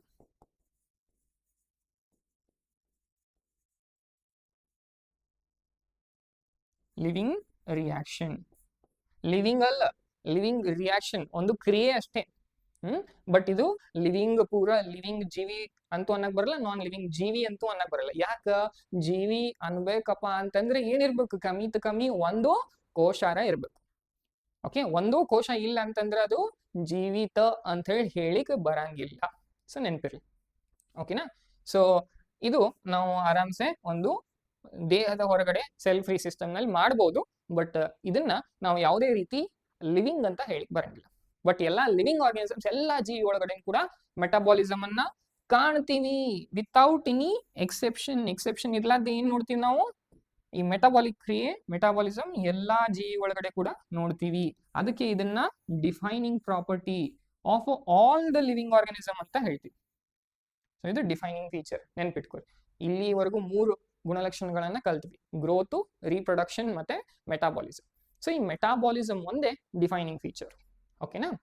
ಇದು ಸಿಂಪಲ್ ಹೆಂಗ್ ಅರ್ಥ ಮಾಡ್ಕೋಬಹುದಪ್ಪ ಅಂತಂದ್ರೆ, ಒಂದು ಕಾರ್ ಇದೆ ಅಂತ ತಿಳ್ಕೊರಿ. ಇದು ಯಾರಿಗೆ ಈ ಪಾಯಿಂಟ್ ಅರ್ಥ ಆಗಿಲ್ಲ, ಮೆಟಾಬಾಲಿಕ್ ರಿಯಾಕ್ಷನ್ ದೇಹದ ಹೊರಗಡೆ ಮಾಡಿದ್ರ ಸರ್ ಅದು ಲಿವಿಂಗ್ ರಿಯಾಕ್ಷನ್ ಅಂತೀರಿ, ಹೆಂಗ್ರಿ ಏನ್ರಿ ಅಂತ. ಓಕೆ, ನೆನ್ಪಿಟ್ಕೋರಿ. ಒಂದು ಕಾರ್ ಐತಿ, ಕಾರನ್ನ ಸೆಲ್ ಅಂತ ಅನ್ಕೋರಿ, ಕೋಶ ಅಂತ ಅನ್ಕೋರಿ. ಈಗ ಕಾರ್ ಒಳಗಡೆ ಎಲ್ಲಾ ರೀತಿಯ ಕ್ರಿಯೆ ಆಗ್ಬೇಕು, ಕೆಮಿಕಲ್ ರಿಯಾಕ್ಷನ್ ಆಗ್ಬೇಕಪ್ಪ ಅಂದ್ರೆ ಏನ್ ಬೇಕು? ಪೆಟ್ರೋಲ್ ಬೇಕು, ಫ್ಯೂಲ್ ಬೇಕು, ಹೌದಾ? ಈಗ ಫ್ಯೂಲ್ ಏನಾಗಿ ಆಕ್ಟ್ ಆಗುತ್ತೆ? ಮೆಟಾಬಾಲಿಕ್ ರಿಯಾಕ್ಷನ್ಸ್ ಆಗಿ ಆಕ್ಟ್ ಆಗುತ್ತೆ ಅಂತ ಅನ್ಕೊಳ್ಳಿ. ಈಗ ಕಾರಿಗೆ ಪೆಟ್ರೋಲ್ ಅಂತೂ ಆಬ್ವಿಯಸ್ಲಿ ಹಾಕಿದಾಗ ಕಾರ್ ಮುಂದೆ ನಡೆಯುತ್ತೆ. ಸೊ ಅಂದ್ರೆ ಒಂದು ಜೀವ ಅದಪ್ಪ ಅಂತಂದ್ರೆ ಆ ಜೀವ ಒಳಗೆ ಏನಾಗ್ತಿರ್ತೈತಿ? ಮೆಟಾಬಾಲಿಕ್ ರಿಯಾಕ್ಷನ್ಸ್ ಆಗ್ತಿರ್ತೈತಿ. ಬಟ್ ಆ ಪೆಟ್ರೋಲ್ ನೀವು ಹಂಗ ಒಂದ್ ಸಣ್ಣ ಬಾಟ್ಲಾಗ ತಗೋಬಹುದ? ಈಗ ಬಾಟ್ಲ್ ಒಳಗೆ ತಗೊಂಡ್ರ ಬಾಟ್ಲ್ ಒಳಗಡೆ ಏನಾರ ರಿಯಾಕ್ಷನ್ ಆಗ್ತಾವ? ಇಲ್ಲ. ಬಟ್ ಆ ಪೆಟ್ರೋಲ್ ನೀವು ಹೊರಗಡೆನು ಕಾಣ್ತೀರಾ ಇಲ್ಲ? ಸೊ ಹಿಂಗ ಸಿಂಪಲ್ ಅಂದ್ರ ರಿಯಾಕ್ಷನ್ಸ್ ಏನದಲ್ಲ, ಮೆಟಾಬಾಲಿಕ್ ರಿಯಾಕ್ಷನ್ಸ್, ಆ ರಾಸಾಯನಿಕ ಕ್ರಿಯೆಗಳು ದೇಹದ ಹೊರಗೂನು ಕೂಡ ಕಾಣಬಹುದು. ಬಟ್ ಅದಕ್ಕೆ ಯಾವುದೇ ರೀತಿಯ ಕಾರ್ಯ ಇರಲ್ಲ, ಯಾವುದೇ ರೀತಿಯ ಫಂಕ್ಷನ್ ಇರಲ್ಲ, ಸಿಗ್ನಿಫಿಕೆನ್ಸ್ ಇರಲ್ಲ, ಇಂಪಾರ್ಟೆನ್ಸ್ ಇರಂಗಿಲ್ಲ. ಬಟ್ ಯಾವಾಗ ಒಂದು ಕೋಶ ಬಗ್ಗೆ ಮಾತಾಡ್ತೀವಿ, ಆ ಕೋಶ ಒಳಗ ಆ ಕಾರ್ ನಡಿಬೇಕು, ಚಲನೆ ಆಗ್ಬೇಕು, ಒಂದು ಜಾಗದಿಂದ ಮುಂದೆ ಹೋಗ್ಬೇಕಪ್ಪ ಅಂತಂದ್ರೆ ಏನಿರ್ಬೇಕು ಅಲ್ಲಿ? ಪೆಟ್ರೋಲ್ ಇರಲೇಬೇಕು. ಅಂದ್ರೆ ಮೆಟಾಬಾಲಿಕ್ ಪ್ರೊಸೆಸಸ್ ಆಗ್ಲೇಬೇಕು ಎಲ್ಲಾ ಜೀವಿ ಒಳಗಡೆ. ಸರಿನಾ ಸರ್? ನಮ್ದು ಕಾರ್ ಪೆಟ್ರೋಲ್ ದಿಂದ ನಡೆಯಂಗಿಲ್ರಿ, ಡೀಸೆಲ್ ದಿಂದ ನಡೆಯಂಗಿಲ್ಲ, ಎಲೆಕ್ಟ್ರಿಕ್ ಅದ ಅನ್ಬೇಡ್ರಿ ಮತ್ತೆ. ಸರಿ, next fourth property cellular organisation. Cellular organisation ಅಂತಂದ್ರೆ ಒಂದು ಜೀವಿ ಒಳಗಡೆ ಯಾವ ರೀತಿ ಕೋಶಗಳು ಅರೇಂಜ್ ಆಗಿರ್ತಾವೋ ಅದಕ್ಕೆ ಸೆಲ್ಯುಲಾರ್ ಆರ್ಗನೈಸೇಷನ್ ಅಂತ ಹೇಳ್ತೀವಿ. ಓಕೆನಾ?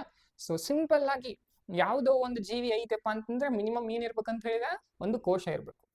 Okay, the cell is the structural and functional, it is basic structural and functional unit of living organism. ಅಂದ್ರೆ ಒಂದು ಲಿವಿಂಗ್ ಆರ್ಗನಿಸಮ್ಸ್ ಬೇಸಿಕ್ ಸ್ಟ್ರಕ್ಚರ್ ಯಾವುದು ಅಪ್ಪ ಅಂತಂದ್ರೆ ಇದ ಸೆಲ್. ಸೊ ಸಾಕಷ್ಟು ಸೆಲ್ಗಳು ಸೇರಿ ಏನಾದ್ರೂ ಒಂದು ಫಂಕ್ಷನ್ಗಳ ಒಂದು ಕಾರ್ಯನ ಮಾಡಾತಿದ್ರ ಅದಕ್ಕೆ ಟಿಶ್ಯೂ ಅಂತ ಕರಿತೀವಿ. ಸಾಕಷ್ಟು ಟಿಶ್ಯೂ ಸೇರಿ ಒಂದು ಕಾರ್ಯ ಮಾಡಾತಿದ್ರ ಆರ್ಗನ್ ಅಂತ ಕರಿತೀವಿ. ಆರ್ಗನ್ಸ್ಗಳು ಸೇರಿ ಒಂದು ಕಾರ್ಯ ಮಾಡಾತಿದ್ರ ಆರ್ಗನ್ ಸಿಸ್ಟಮ್ ಅಂತ ಕರಿತೀವಿ. ಸೊ ಈ ಲಿವಿಂಗ್ ಆರ್ಗನಿಸಮ್ಸ್ ಒಳಗಡೆ ಲಿವಿಂಗ್ ಆರ್ಗ್ಯಾನಿಸಮ್ ಅನ್ಬೇಕಪ್ಪ ಅಂತಂದ್ರೆ ಏನಿರ್ಬೇಕು? ಕೋಶ ಇರ್ಲೇಬೇಕು. ಕೋಶದ ರೂಪದಾಗರೇ ಇರ್ಲಿ, ಟಿಶ್ಯೂ ರೂಪದಾಗಿರ್ಲಿ, ಆರ್ಗನ್ ರೂಪದಾಗಿರ್ಲಿ ಅಥವಾ ಆರ್ಗನ್ ಸಿಸ್ಟಮ್ ರೂಪದಾಗಿರ್ಲಿ, ಯಾವುದೇ ಇದ್ರು ಆರ್ಗನ್ ಸಿಸ್ಟಮ್ ಅದ ಅಂತಂದ್ರೆ ಆರ್ಗನ್ ಇರ್ತಾವ. ಆರ್ಗನ್ ಅದ ಅಂತಂದ್ರೆ ಆರ್ಗನ್ ಎದ್ರಲಿಂದ ತಯಾರಾಗಿರ್ತಾವ? ಟಿಶ್ಯೂಸ್ ಎದ್ರಲಿಂದ ತಯಾರಾಗಿರ್ತಾವ?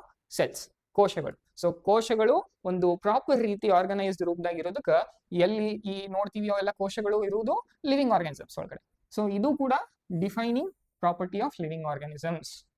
ಯಾವುದೇ ರೀತಿಯ ನಿರ್ಜೀವ ವಸ್ತುಗಳಲ್ಲಿ ಕೋಶ ನೋಡಂಗಿಲ್ಲ. ಓಕೆ, ಕೋಶ ಸೆಲ್ ಬ್ಯಾರೆ, ಆಟಮ್ ಬ್ಯಾರೆ. ನೀವು ಕಲಿಯೋದು ಫಿಸಿಕ್ಸ್ದಾಗ ಕೆಮಿಸ್ಟ್ರಿದಾಗ ಆಟಮ್. ಓಕೆ, ನಾವು ಅದ್ರ ಬಗ್ಗೆ ಕಲಿಯತ್ತಿಲ್ಲ. ಓಕೆ, ಸೊ ಇವಾಗ ಲಾಸ್ಟ್ ಒಂದು ಗುಣಲಕ್ಷಣಗಳನ್ನ ನೋಡೋಣ. ಅದೇ ಕಾನ್ಶಿಯಸ್ನೆಸ್ ಅಂದ್ರೆ ಪ್ರಜ್ಞೆ. ಓಕೆ, ಸೊ ಯಾವುದೇ ಒಂದು ಜೀವಿ ಆಬ್ವಿಯಸ್ಲಿ ಅದಕ್ಕೆ ಏನಿರುತ್ತೆ? ಪ್ರಜ್ಞೆ ಇದ್ದೇ ಇರುತ್ತೆ. ಅಂದ್ರೆ ಅದರ ಸುತ್ತಮುತ್ತ ಯಾವುದೇ ಒಂದು ರೀತಿಯ ಅದಕ್ಕೆ ಪ್ರತಿಕ್ರಿಯೆ ಬಂದರೆ, ಅದು ಆಬ್ವಿಯಸ್ಲಿ ಕ್ರಿಯೆ ಬಂದ್ರೆ ಅದಕ್ಕೆ ಪ್ರತಿಕ್ರಿಯೆದು ಕೊಡುತ್ತೆ. ಅಂದ್ರೆ ತನ್ನ ಸುತ್ತಮುತ್ತ ಅದು ಯೂಕ್ಯಾರಿಯೋಟಿಕ್ ಆರ್ಗನಿಸಮ್ ಅವರೇ ಆಗಿರ್ಬೋದು, ಯೂಕ್ಯಾರಿಯೋಟಿಕ್ ಕೋಶ ಜೀವಿಯರೇ ಆಗಿರ್ಬೋದು, ಅಥವಾ ಪ್ರೋಕ್ಯಾರಿಯೋಟಿಕ್ ಜೀವಿಯರೇ ಆಗಿರ್ಬೋದು. ಅದಕ್ಕೆ ಯಾವುದೇ ರೀತಿಯ ಒಂದು ಕ್ರಿಯೆ ಅಥವಾ ಯಾವುದೇ ಒಂದು ರೀತಿಯ ಸೆನ್ಸ್ ಆದ್ರೆ ಆಬ್ವಿಯಸ್ಲಿ ಆ ಒಂದು ಕ್ರಿಯೆಗೆ ಅದು ಏನು ಕೊಡುತ್ತೆ? ಪ್ರತಿಕ್ರಿಯೆ ಕೊಡುತ್ತೆ. ಓಕೆ, ಅಂದ್ರೆ ಇದೆಲ್ಲ ಒಂದು ಜೀವಿಗಳಲ್ಲಿ ಏನಿರುತ್ತೆ? ಈ ಒಂದು ಪ್ರಜ್ಞೆ ಇದ್ದೇ ಇರುತ್ತೆ. ಅದು ಯಾವ ರೀತಿ ಒಂದು ಸೆನ್ಸ್ ಮಾಡಬಹುದು, ಸೆನ್ಸ್ ಆಗ್ಬಹುದು? ಒಂದ್ ವೇಳೆ ಏನಾದ್ರೂ ಅದಕ್ಕೆ ಟಚ್ ಆದ್ರೆ, ಫಿಸಿಕಲಿ ಏನಾದ್ರೂ ಟಚ್ ಆದ್ರೆ ಅದು ಫಿಸಿಕಲ್ ಒಂದು ರೆಸ್ಪಾನ್ಸ್ ಟು ದ ಸ್ಟಿಮ್ಯುಲೈ ಅಂತ ಹೇಳ್ತೀವಿ. ಸ್ಟಿಮ್ಯುಲೈ ಯಾವ ರೀತಿ ಇರ್ಬೋದು? ಸ್ಟಿಮ್ಯುಲೈ ಅಂತಂದ್ರೆ ಪ್ರಚೋದನೆ. ಯಾವ ರೀತಿ ಇರ್ಬೋದು? ಫಿಸಿಕಲ್ ಆಗಿರ್ಬೋದು, ಇಲ್ಲ ಯಾವುದೇ ಒಂದು ಕೆಮಿಕಲ್ ಅನ್ನ ಬಿಡುಗಡೆ ಮಾಡಿ ಅದು ಅದನ್ನ ತಿಳ್ಕೊಬಹುದು ಯಾವ ರೀತಿ ಅದಕ್ಕೆ ಸೆನ್ಸ್ ಆಗ್ತಿದೆ ಅಂತ. ಓಕೆ, ಇಲ್ಲ ಅದು ಬಯೋಲಾಜಿಕಲ್ ಆಗಿರ್ಬೋದು. ಸೊ ಯಾವುದೇ ರೀತಿ ಪ್ರಚೋದನೆ ಆಗಿರಲಿ, ಅದು ಫಿಸಿಕಲ್ ಆಗಿರ್ಲಿ, ಕೆಮಿಕಲ್ ಆಗಿರ್ಲಿ ಅಥವಾ ಬಯೋಲಾಜಿಕಲ್ ಆಗಿರ್ಲಿ, ಮೂರರಲ್ಲಿ ಯಾವುದೇ ರೀತಿ ಆದ್ರೂ ಅದಕ್ಕೆ ಪ್ರಚೋದನೆ ಆದ್ರೂ ಆ ಒಂದು ಪ್ರಚೋದನೆಗೆ ಅದು ಪ್ರತಿಕ್ರಿಯೆ ಕೊಡುತ್ತೆ. ಸೊ ಇದೇ ಪ್ರಜ್ಞೆ ಅಂತ ಹೇಳ್ತೀವಿ. ಅದಲ್ಲದೆ ಇನ್ನೊಂದು ಬಹಳ ಮುಖ್ಯವಾಗಿದ್ದಪ್ಪ ಅಂತಂದ್ರೆ ಫೋಟೋ ಪಿರಿಯಡ್. ಇದು ಆಕ್ಚುಲಿ ನಿಮ್ಮ ಸೆಕೆಂಡ್ ಇಯರ್ ನಲ್ಲಿ ಒಂದು ಲೈನ್ ಬರುತ್ತೆ. Photo period will affect the reproduction in seasonal breeders of both plants and animals. Photo period ಅಂತಂದ್ರೆ, ಫೋಟೋ ಅಂತಂದ್ರೆ ನೀವು ತೆಗಿತಿರಲ್ಲ ಕ್ಯಾಮ್ರಾದಲ್ಲಿ ಫೋಟೋ ಅಂದ್ರೆ ಆ ರೀತಿ ಫೋಟೋ ಅಲ್ಲ. ಫೋಟೋ ಅಂದ್ರೆ ಸನ್ಲೈಟ್, ಪಿರಿಯಡ್ ಅಂತಂದ್ರೆ ಸಮಯ. ಸೊ ಎಷ್ಟು ಒಂದು ಸಮಯದ ಮಟ್ಟಿಗೆ ಈ ಒಂದು ಜೀವಿ, ಅದು ಪ್ರಾಣಿಯರೇ ಆಗಿರ್ಲಿ ಅಥವಾ ಸಸ್ಯರೇ ಆಗಿರ್ಲಿ, ಈ ಒಂದು ಸನ್ಲೈಟ್ ಸೂರ್ಯನ ಕಿರಣದ ಒಳಗಡೆ ಇರುತ್ತೋ ಅದರ ಮೇಲೆ ಅದು ಸಂತಾನೋತ್ಪತ್ತಿ ಮಾಡುವಂತಹ ಒಂದು ಸಾಮರ್ಥ್ಯವನ್ನ ಹೊಂದುತ್ತ. ಅಂದ್ರೆ ಎಷ್ಟು ಸಮಯ ಅದಕ್ಕೆ ಸೂರ್ಯನ ಒಂದು ಕಿರಣಗಳು ಬೇಕಿರ್ತಾವು, ಅದರ ಮೇಲೆ ಅದು ಈ ಸಂತಾನೋತ್ಪತ್ತಿ ಮಾಡಬಹುದು. ಸೀಸನಲ್ ಬ್ರೀಡರ್ಸ್ ಅಂತ ಹೇಳ್ತೀವಿ. ಕೆಲವೊಂದಿಷ್ಟು ಜೀವಿಗಳಲ್ಲಿ ಈ ಫೋಟೋ ಪಿರಿಯಡ್ ಬಹಳ ಕಡಿಮೆ ಇದ್ರೂ ಕೂಡ ಈ ಸಂತಾನೋತ್ಪತ್ತಿ ಆಗ್ಬೋದು. ಕೆಲವೊಂದು ಜೀವಿಗಳಲ್ಲಿ ಫೋಟೋ ಪಿರಿಯಡ್ನ ಬಹಳ ಮುಖ್ಯ, ಅಂದ್ರೆ ಸೂರ್ಯನ ಕಿರಣಗಳು ಜಾಸ್ತಿ ಇದ್ದಾಗ ಮಾತ್ರ ಈ ಒಂದು ರೀಪ್ರೊಡಕ್ಷನ್ ನೋಡ್ಬೋದು. ಓಕೆ, ಸೀಸನಲ್ ಬ್ರೀಡರ್ಸ್ ಅಂದ್ರೆ ಈ ಒಂದು ಸೀಸನ್ ಮೇಲೆ ಇರುವಂತಹ ಡಿಪೆಂಡ್ ಇರುವಂತಹ ಜೀವಿಗಳು. ಅದು ಕೇವಲ ಸ್ಪೆಸಿಫಿಕ್ ಸೀಸನ್ ನಲ್ಲಿ ಮಾತ್ರ ಬ್ರೀಡಿಂಗ್ ಆಗುತ್ತೆ. ಫಾರ್ ಎಕ್ಸಾಂಪಲ್ ಕಪ್ಪಿ, ನೀವು ಕಪ್ಪಿ ನೋಡಿದ್ರೆ ಈ ರೈನಿ ಸೀಸನ್ ನಲ್ಲಿ ಏನಾಗುತ್ತೆ ಅಂತಂದ್ರೆ ರೈನಿ ಸೀಸನ್ ಅಲ್ಲಿ ಮಾತ್ರ ಈ ಕಪ್ಪಿಗಳು ಬ್ರೀಡಿಂಗ್ ಸಂತಾನೋತ್ಪತ್ತಿಯನ್ನ ಮಾಡ್ತವೆ. ಅದಲ್ಲದೆ ಪ್ರತಿಯೊಂದು ಜೀವಿಗಳು ಈ ಒಂದು ತಮ್ಮ ಪ್ರಜ್ಞೆಯಿಂದ ತಮ್ಮ ಆಜು ಬಾಜು ಆಗ್ತಿರುವಂತಹ ಪ್ರತಿಯೊಂದು ಅದು ಸೆನ್ಸ್ ಮಾಡಬಹುದು, ಅದನ್ನ ತಿಳ್ಕೋಬಹುದು. ಓಕೆ, ಬಟ್ ಈ ಮನುಷ್ಯರು ಮಾತ್ರ, ಓಕೆ, ಓನ್ಲಿ ಆರ್ಗ್ಯಾನಿಸಮ್, ನೆನಪಿರ್ಲಿ, ಮನುಷ್ಯರು, humans are the only organism who is aware about himself. ತಮ್ಮ ಬಗ್ಗೆನೇ ತಮಗೆ ಪ್ರಜ್ಞೆ ಇರುವಂತಹ ಏಕೈಕ ಜೀವಿ ಅದೇ ಮನುಷ್ಯ. Okay, human beings are the only organism to have a self consciousness. ಪ್ರಜ್ಞೆ ಎಲ್ಲಾ ಜೀವಿಗಳಿಗೂ ಇದೆ, ಬಟ್ ಈ ಸೆಲ್ಫ್ ಕಾನ್ಶಿಯಸ್ನೆಸ್ ಅಂದ್ರೆ ಸ್ವಯಂ ಪ್ರಜ್ಞೆ ಏನಿದೆ ಅಲ್ಲ, ಅದು ಕೇವಲ ಮನುಷ್ಯರಿಗೆ ಮಾತ್ರ ಇರುತ್ತೆ. ಅಂಡ್ ಪೇಷಂಟ್ಸ್ ಯಾರು ಕೋಮಾದಲ್ಲಿ ಇರ್ತಾರೋ, ಕೋಮಾದಲ್ಲಿ ಇರುವಂತಹ ಪೇಷಂಟ್ಸು ಬ್ರೈನ್ ಡೆಡ್ ಇರ್ತಾರೆ. ಅಂದ್ರೆ ಅವರು ಈ ಮೆದುಳು ಬ್ರೈನ್ ಇರುತ್ತಲ್ಲ ವರ್ಕ್ ಆಗ್ತಿರಲ್ಲ. ಸೊ ಅಂತ ಒಂದು ಜೀವಿಗಳು ಏನಿರ್ತಾವಲ್ಲ, ಅವು ಯಾವುದೇ ರೀತಿಯ ಕಾನ್ಶಿಯಸ್ನೆಸ್, ಸೆಲ್ಫ್ ಕಾನ್ಶಿಯಸ್ನೆಸ್ ಹೊಂದಿರುವುದಿಲ್ಲ. ಸೊ ಇದು ಸೆಲ್ಫ್ ಕಾನ್ಶಿಯಸ್, ಮತ್ತೆ ಹೇಳ್ತಿದ್ದೀನಿ, ಸೆಲ್ಫ್ ಕಾನ್ಶಿಯಸ್ ಅಂದ್ರೆ ಸ್ವಯಂ ಪ್ರಜ್ಞೆ ಏನಿದೆಯಲ್ಲ, ಅದು ಕೇವಲ ಮನುಷ್ಯರಿಗೆ ಮಾತ್ರ ಸಂಬಂಧಪಟ್ಟಿದ್ದು. ಬಟ್ ಪ್ರಜ್ಞೆ ಏನಿರುತ್ತಲ್ಲ, ಎಲ್ಲಾ ಜೀವಿಗಳು, ಈವನ್ ಏಕಕೋಶ ಜೀವಿಗಳು ಹಿಡಿದು ಬಹುಕೋಶ ಜೀವಿಗಳಾಗ್ಲಿ, ಅಥವಾ ನಿಮ್ಮ ಪ್ರೋ ಕ್ಯಾರಿಯೋಟಿಕ್ ಕೋಶ ಹಿಡಿದು ಯು ಕ್ಯಾರಿಯೋಟಿಕ್ ಯಾವುದೋ ಒಂದು ಕೋಶ ಆಗ್ಲಿ, ಯಾವುದೋ ಒಂದು ಜೀವಿ ಆಗ್ಲಿ, ಎಲ್ಲಾ ಜೀವಿಗಳಲ್ಲಿ ನಾವು ಏನ್ ನೋಡ್ತೀವಿ, ಕಾನ್ಶಿಯಸ್ನೆಸ್ ಅನ್ನ ನೋಡ್ತೀವಿ. ಅದೇ ಒಂದು ಕಾರಣಕ್ಕೆ ಮತ್ತೆ ಈ ಕಾನ್ಶಿಯಸ್ನೆಸ್ ಏನಾಗ್ಬಿಡುತ್ತೆ, ಡಿಫೈನಿಂಗ್ ಪ್ರಾಪರ್ಟಿ ಆಗುತ್ತೆ.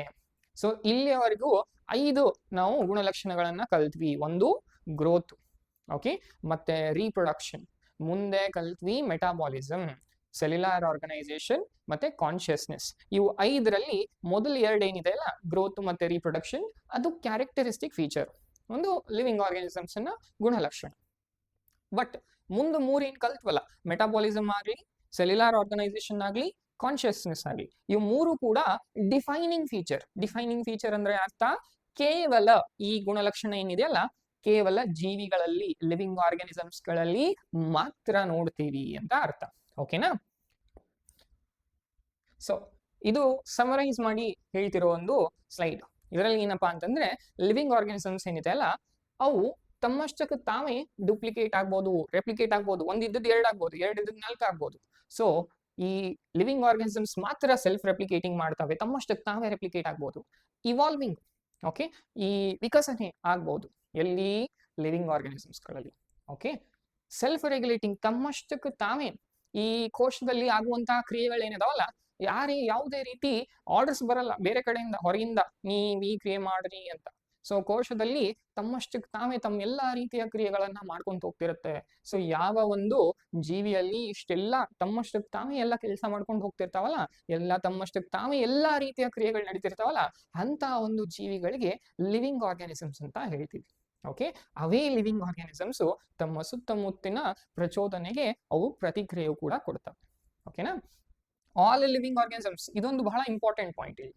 ಓಕೆ, ಆಲ್ ಲಿವಿಂಗ್ ಆರ್ಗಾನಿಸಮ್ಸ್ ಏನಿದೆಲ್ಲ, ದೇ ಮೈಟ್ ಬಿ ಪ್ರೆಸೆಂಟ್ ನಾವು, ಇವಾಗಿರುವಂತಹ ಲಿವಿಂಗ್ ಆರ್ಗಾನಿಸಮ್ಸ್ ಆಗಲಿ, ಅಥವಾ ಕಳೆದೋಗಿರುವಂತಹ ಲಿವಿಂಗ್ ಆರ್ಗಾನಿಸಮ್ಸ್. ಕಳೆದೋಗಿರುವಂತಂದ್ರೆ ಈ ಎಕ್ಸ್ಟಿಂಕ್ಟ್ ಆಗಿರುವಂತಹ ಜೀವಿಗಳು, ಅವು ಯಾವಾಗಿರ್ಬೋದು, ಡೈನೋಸರ್ಸ್. ಸೊ ಅವು ಆಗಿರ್ಬೋದು, ಇಲ್ಲ ಅಂತಂದ್ರೆ ಫ್ಯೂಚರ್ ನಲ್ಲಿ ಮುಂಬರುವಂತಹ ಯಾವುದೇ ಹೊಸ ಜೀವಿಗಳಾಗಿರ್ಬೋದು. ಅವು ಎಲ್ಲಾ ಒಂದು ಜೀವಿಗಳಲ್ಲಿ ಒಂದಿಷ್ಟು ಸಮಾನತೆ ಇದ್ದೇ ಇರುತ್ತೆ. ಓಕೆ, ಒಂದ್ ಸ್ವಲ್ಪ ಏನಿರುತ್ತೆ, ಸಿಮಿಲಾರಿಟೀಸ್ ಇದ್ದೇ ಇರುತ್ತೆ. ಎಲ್ಲ ಒಂದ್ ಜೀವಿ ಮತ್ತೆ ಇನ್ನೊಂದ್ ಜೀವಿ ನೋಡ್ಬೇಕು, ಒಂದಿಷ್ಟು ಸಿಮಿಲಾರಿಟಿ ಇದ್ದೇ ಇರುತ್ತೆ. ನಾ ಹೇಳಿದ್ ನೆನಪಿದೆನಾ, ಒಂದು ಕಾಮನ್ ಅನ್ಸೆಸ್ಟರ್ ಇದ್ದೇ ಇರ್ತಾರಂತ. ಸೊ ಆ ಕಾಮನ್ ಅನ್ಸೆಸ್ಟರ್ ದಿಂದ ಎಲ್ಲ ಜೀವಿಗಳು ಬಂದಿದಾವ ಅಂತಂದ್ರ ಒಂದ್ ಸ್ವಲ್ಪ ಮಟ್ಟಿಗೆ ಸಿಮಿಲಾರಿಟೀಸ್ ಇದ್ದೇ ಇರ್ತಾವ. ಬಟ್ ಎಲ್ಲಾ ಜೀವಿಗಳು ಒಂದಕ್ಕೊಂದ್ ಸೇಮ್ ಅದಾವನ್ರಿ? ಇಲ್ಲ, ಸ್ವಲ್ಪ ಏನಾರೇ ವ್ಯತ್ಯಾಸ ಇದ್ದೇ ಇರ್ತೈತಿ. ಸೊ ಅವ್ರ ಏನ ಹೇಳ್ತಿದಾರ, ಒಂದಕ್ಕೊಂದು ಜೀವಿ ಲಿಂಕ್ಡ್ ಅದಾವ್. ಹೆಂಗ್ ಲಿಂಕ್ಡ್ ಅದಾವ್? They share common genetic material. Okay, ಎಲ್ಲಾ ಜೀವಿಗಳು ಒಂದಿಷ್ಟು ಜೆನೆಟಿಕ್ ಮಟೀರಿಯಲ್ ಹೊಂದಿರ್ತಾವ. ಆಲ್ಮೋಸ್ಟ್ ಜೆನೆಟಿಕ್ ಮಟೀರಿಯಲ್ ಏನಿರುತ್ತಲ್ಲ, ಎಲ್ಲ ಸೇಮ್ ಇರುತ್ತೆ. ಈವನ್ ಒಂದ್ ಮನುಷ್ಯ ಇನ್ನೊಂದ್ ಮನುಷ್ಯಕ್ಕೂ ಸೇಮ್ ಇರುತ್ತಾನ. ನೆನಪದನ, ಹ್ಯೂಮನ್ ಜೀನೋಮ್ ಪ್ರಾಜೆಕ್ಟ್ ದಾಗ ಹೇಳ್ತೀವಿ, 99.9% DNA in all the human beings is exactly the same. 0.1% difference ಇರುತ್ತಲ್ಲ. ಸೊ ಅದೇ ರೀತಿ ಒಂದು ಜೀವಿ ಇನ್ನೊಂದು ಜೀವಿಗೂ ಕೂಡ ಬಹಳಷ್ಟು ಸಾಕಷ್ಟು ಸಿಮಿಲಾರಿಟೀಸ್ ಅನ್ನ ಹೊಂದಿರುತ್ತೆ. ಬಟ್ ಏನಿದೆಲ್ಲ, ಸ್ವಲ್ಪ ವೇರಿಯೇಷನ್ ಇದ್ದೇ ಇರುತ್ತೆ, ಟು ವೇರಿಂಗ್ ಡಿಗ್ರೀಸ್. ಸ್ವಲ್ಪ ಮಟ್ಟದಲ್ಲಿ ಈ ಒಂದು ಬದಲಾವಣೆ ಕೂಡ ನಾವು ನೋಡ್ತೀವಿ. ಓಕೆ, ಮುಂದೆ ಬಯೋಡೈವರ್ಸಿಟಿ ಏನಿದೆ ಅಲ್ಲ, ಈ ಕಾನ್ಸೆಪ್ಟ್ ಕಂಪ್ಲೀಟ್ ಆಗಿ ನಾಳೆಯಿಂದ ಪ್ರಾರಂಭ ಮಾಡೋಣ. ಐ ಹೋಪ್ ಇಲ್ಲಿ ತನಕ ಎಲ್ಲರಿಗೂ ಕ್ಲಿಯರ್ ಇದೆ ಅಂತ. ಗ್ರೋತ್ ಡಿಸ್ಕಸ್ ಮಾಡಿದ್ವಿ, ಫಸ್ಟ್ ಲಿಂದ ಸ್ಟಾರ್ಟ್ ಮಾಡಿದ್ರೆ ಪ್ರೀ ಟೆಕ್ಸ್ಟ್ ನಲ್ಲಿ ಡಿಸ್ಕಸ್ ಮಾಡಿದ್ವಿ. ದೆನ್ ಅರ್ನ್ಸ್ಟ್ ಮೇಯರ್ ಅವ್ರ ಬಗ್ಗೆ ಡಿಸ್ಕಷನ್ ಮಾಡಿದ್ವಿ. ಲಿವಿಂಗ್ ಆರ್ಗಾನಿಸಮ್ಸ್ ನಲ್ಲಿ ಹೊಂದಿರುವಂತ ಸ್ವಲ್ಪ ಕ್ಯಾರೆಕ್ಟರ್ಸ್ ಬಗ್ಗೆ ಡಿಸ್ಕಷನ್ ಮಾಡಿದ್ವಿ. Growth, reproduction, okay, metabolism, cellular organisation, consciousness discussion ಮಾಡಿದ್ವಿ. ಅಂಡ್ ಇಲ್ಲಿಗೆ ಇವತ್ತಿನ ಒಂದು ಕ್ಲಾಸ್ ಏನಿದೆಯಲ್ಲ ಮುಕ್ತಾಯ ಮಾಡೋಣ. ನೆಕ್ಸ್ಟ್ ಮುಂದಿನ ಕ್ಲಾಸ್ ನಲ್ಲಿ ಬಯೋಡೈವರ್ಸಿಟಿ ಬಗ್ಗೆ ಟಾಪಿಕ್ ಅನ್ನ ಸ್ಟಾರ್ಟ್ ಮಾಡೋಣ, ಹೊಸ ಟಾಪಿಕ್ ಅನ್ನ ಸ್ಟಾರ್ಟ್ ಮಾಡೋಣ. ಓಕೆ, ನಿಮ್ಗೆ ಯಾವುದೇ ರೀತಿಯ ಡೌಟ್ಸ್ ಇದ್ರೆ ಕಮೆಂಟ್ ಸೆಕ್ಷನ್ ಅಲ್ಲಿ ಹಾಕಿ. ಸೊ ನಿಮ್ ಡೌಟ್ಸ್ ಅನ್ನ ಕ್ಲಾರಿಫೈ ಮಾಡೋಣ. ಅಂಡ್ ನಿಮ್ಗೆ ಏನಾದರೂ ನೋಟ್ಸ್ ಬೇಕಿದ್ರೆ you can take the screen shot. Okay, ಸೈಡಿಗೆ ಅದು ಹೋದಾಗ ಸ್ಕ್ರೀನ್ಶಾಟ್ ತೊಗೋಬೋದು, ಇಲ್ಲ ಅಂತಂದರೆ ನೀವು ನೋಟ್ಸನ್ನು ಬರ್ಕೊಳ್ಳಿ. ಇದು ನೋಟ್ಸ್ ನಿಮಗೆ ಸಿಗಲ್ಲ, ಐ ಮೀನ್ ನಿಮ್ಮ NCERT ಹೊಸ NCERTಯಲ್ಲಿ ಇದು ಇರಲ್ಲ. ಸೊ ಈ ಒಂದು 5 ಪಾಯಿಂಟ್ಸ್ ಏನಿದೆಯಲ್ಲ ಇಲ್ಲಿವರೆಗೂ ನೀವು ಈ ಪಾಯಿಂಟ್ಸನ್ನು ಬರ್ಕೋಬೇಕು. ಒಂದು ಸಪ್ರೇಟ್ ಒಂದು ಪೇಜ್ನಲ್ಲಿ ಬರ್ಕೋರಿ ಅಂತೆ ನಿಮ್ಮ NCERT ಫಸ್ಟ್ ಪೇಜಿಗೆ ಸ್ಟಿಕ್ ಮಾಡಿ. ಬಿಕಾಸ್ ಇವು ಪಾಯಿಂಟ್ಸು ಬಹಳ important points according to NTA syllabus. ಅದನ್ನೆಲ್ಲ ಡಿಸ್ಕಷನ್ ಮಾಡಿದ್ವಿ. ಹಳೆ NCERT ಟೆಕ್ಸ್ಟ್ ಬುಕ್ನಲ್ಲಿ ಇರುವ ಹಾಗೆ ಕೆಲವೊಂದಿಷ್ಟು ಹೈ ಕೀ ಪಾಯಿಂಟ್ಸ್ ಏನಿದೆಯಲ್ಲ ಅದನ್ನು ತಗೊಂಡು ಇವೆಲ್ಲ ಪಾಯಿಂಟ್ಸನ್ನು ಮಾಡಿದ್ವಿ. ಓಕೆ, ಸೊ ಇದನ್ನು ನೀವು ಒಂದು ಕಡೆ ಬರ್ಕೊಂಡು ಇಟ್ಕೊಂಡ್ರೆ ನಿಮ್ಗೆ ಹೆಲ್ಪ್ ಆಗುತ್ತೆ. ಸೊ ಯಾವುದೇ ರೀತಿ ಡೌಟ್ಸ್ ಇದ್ದರೆ you can ask it in comment section. Okay, thank you.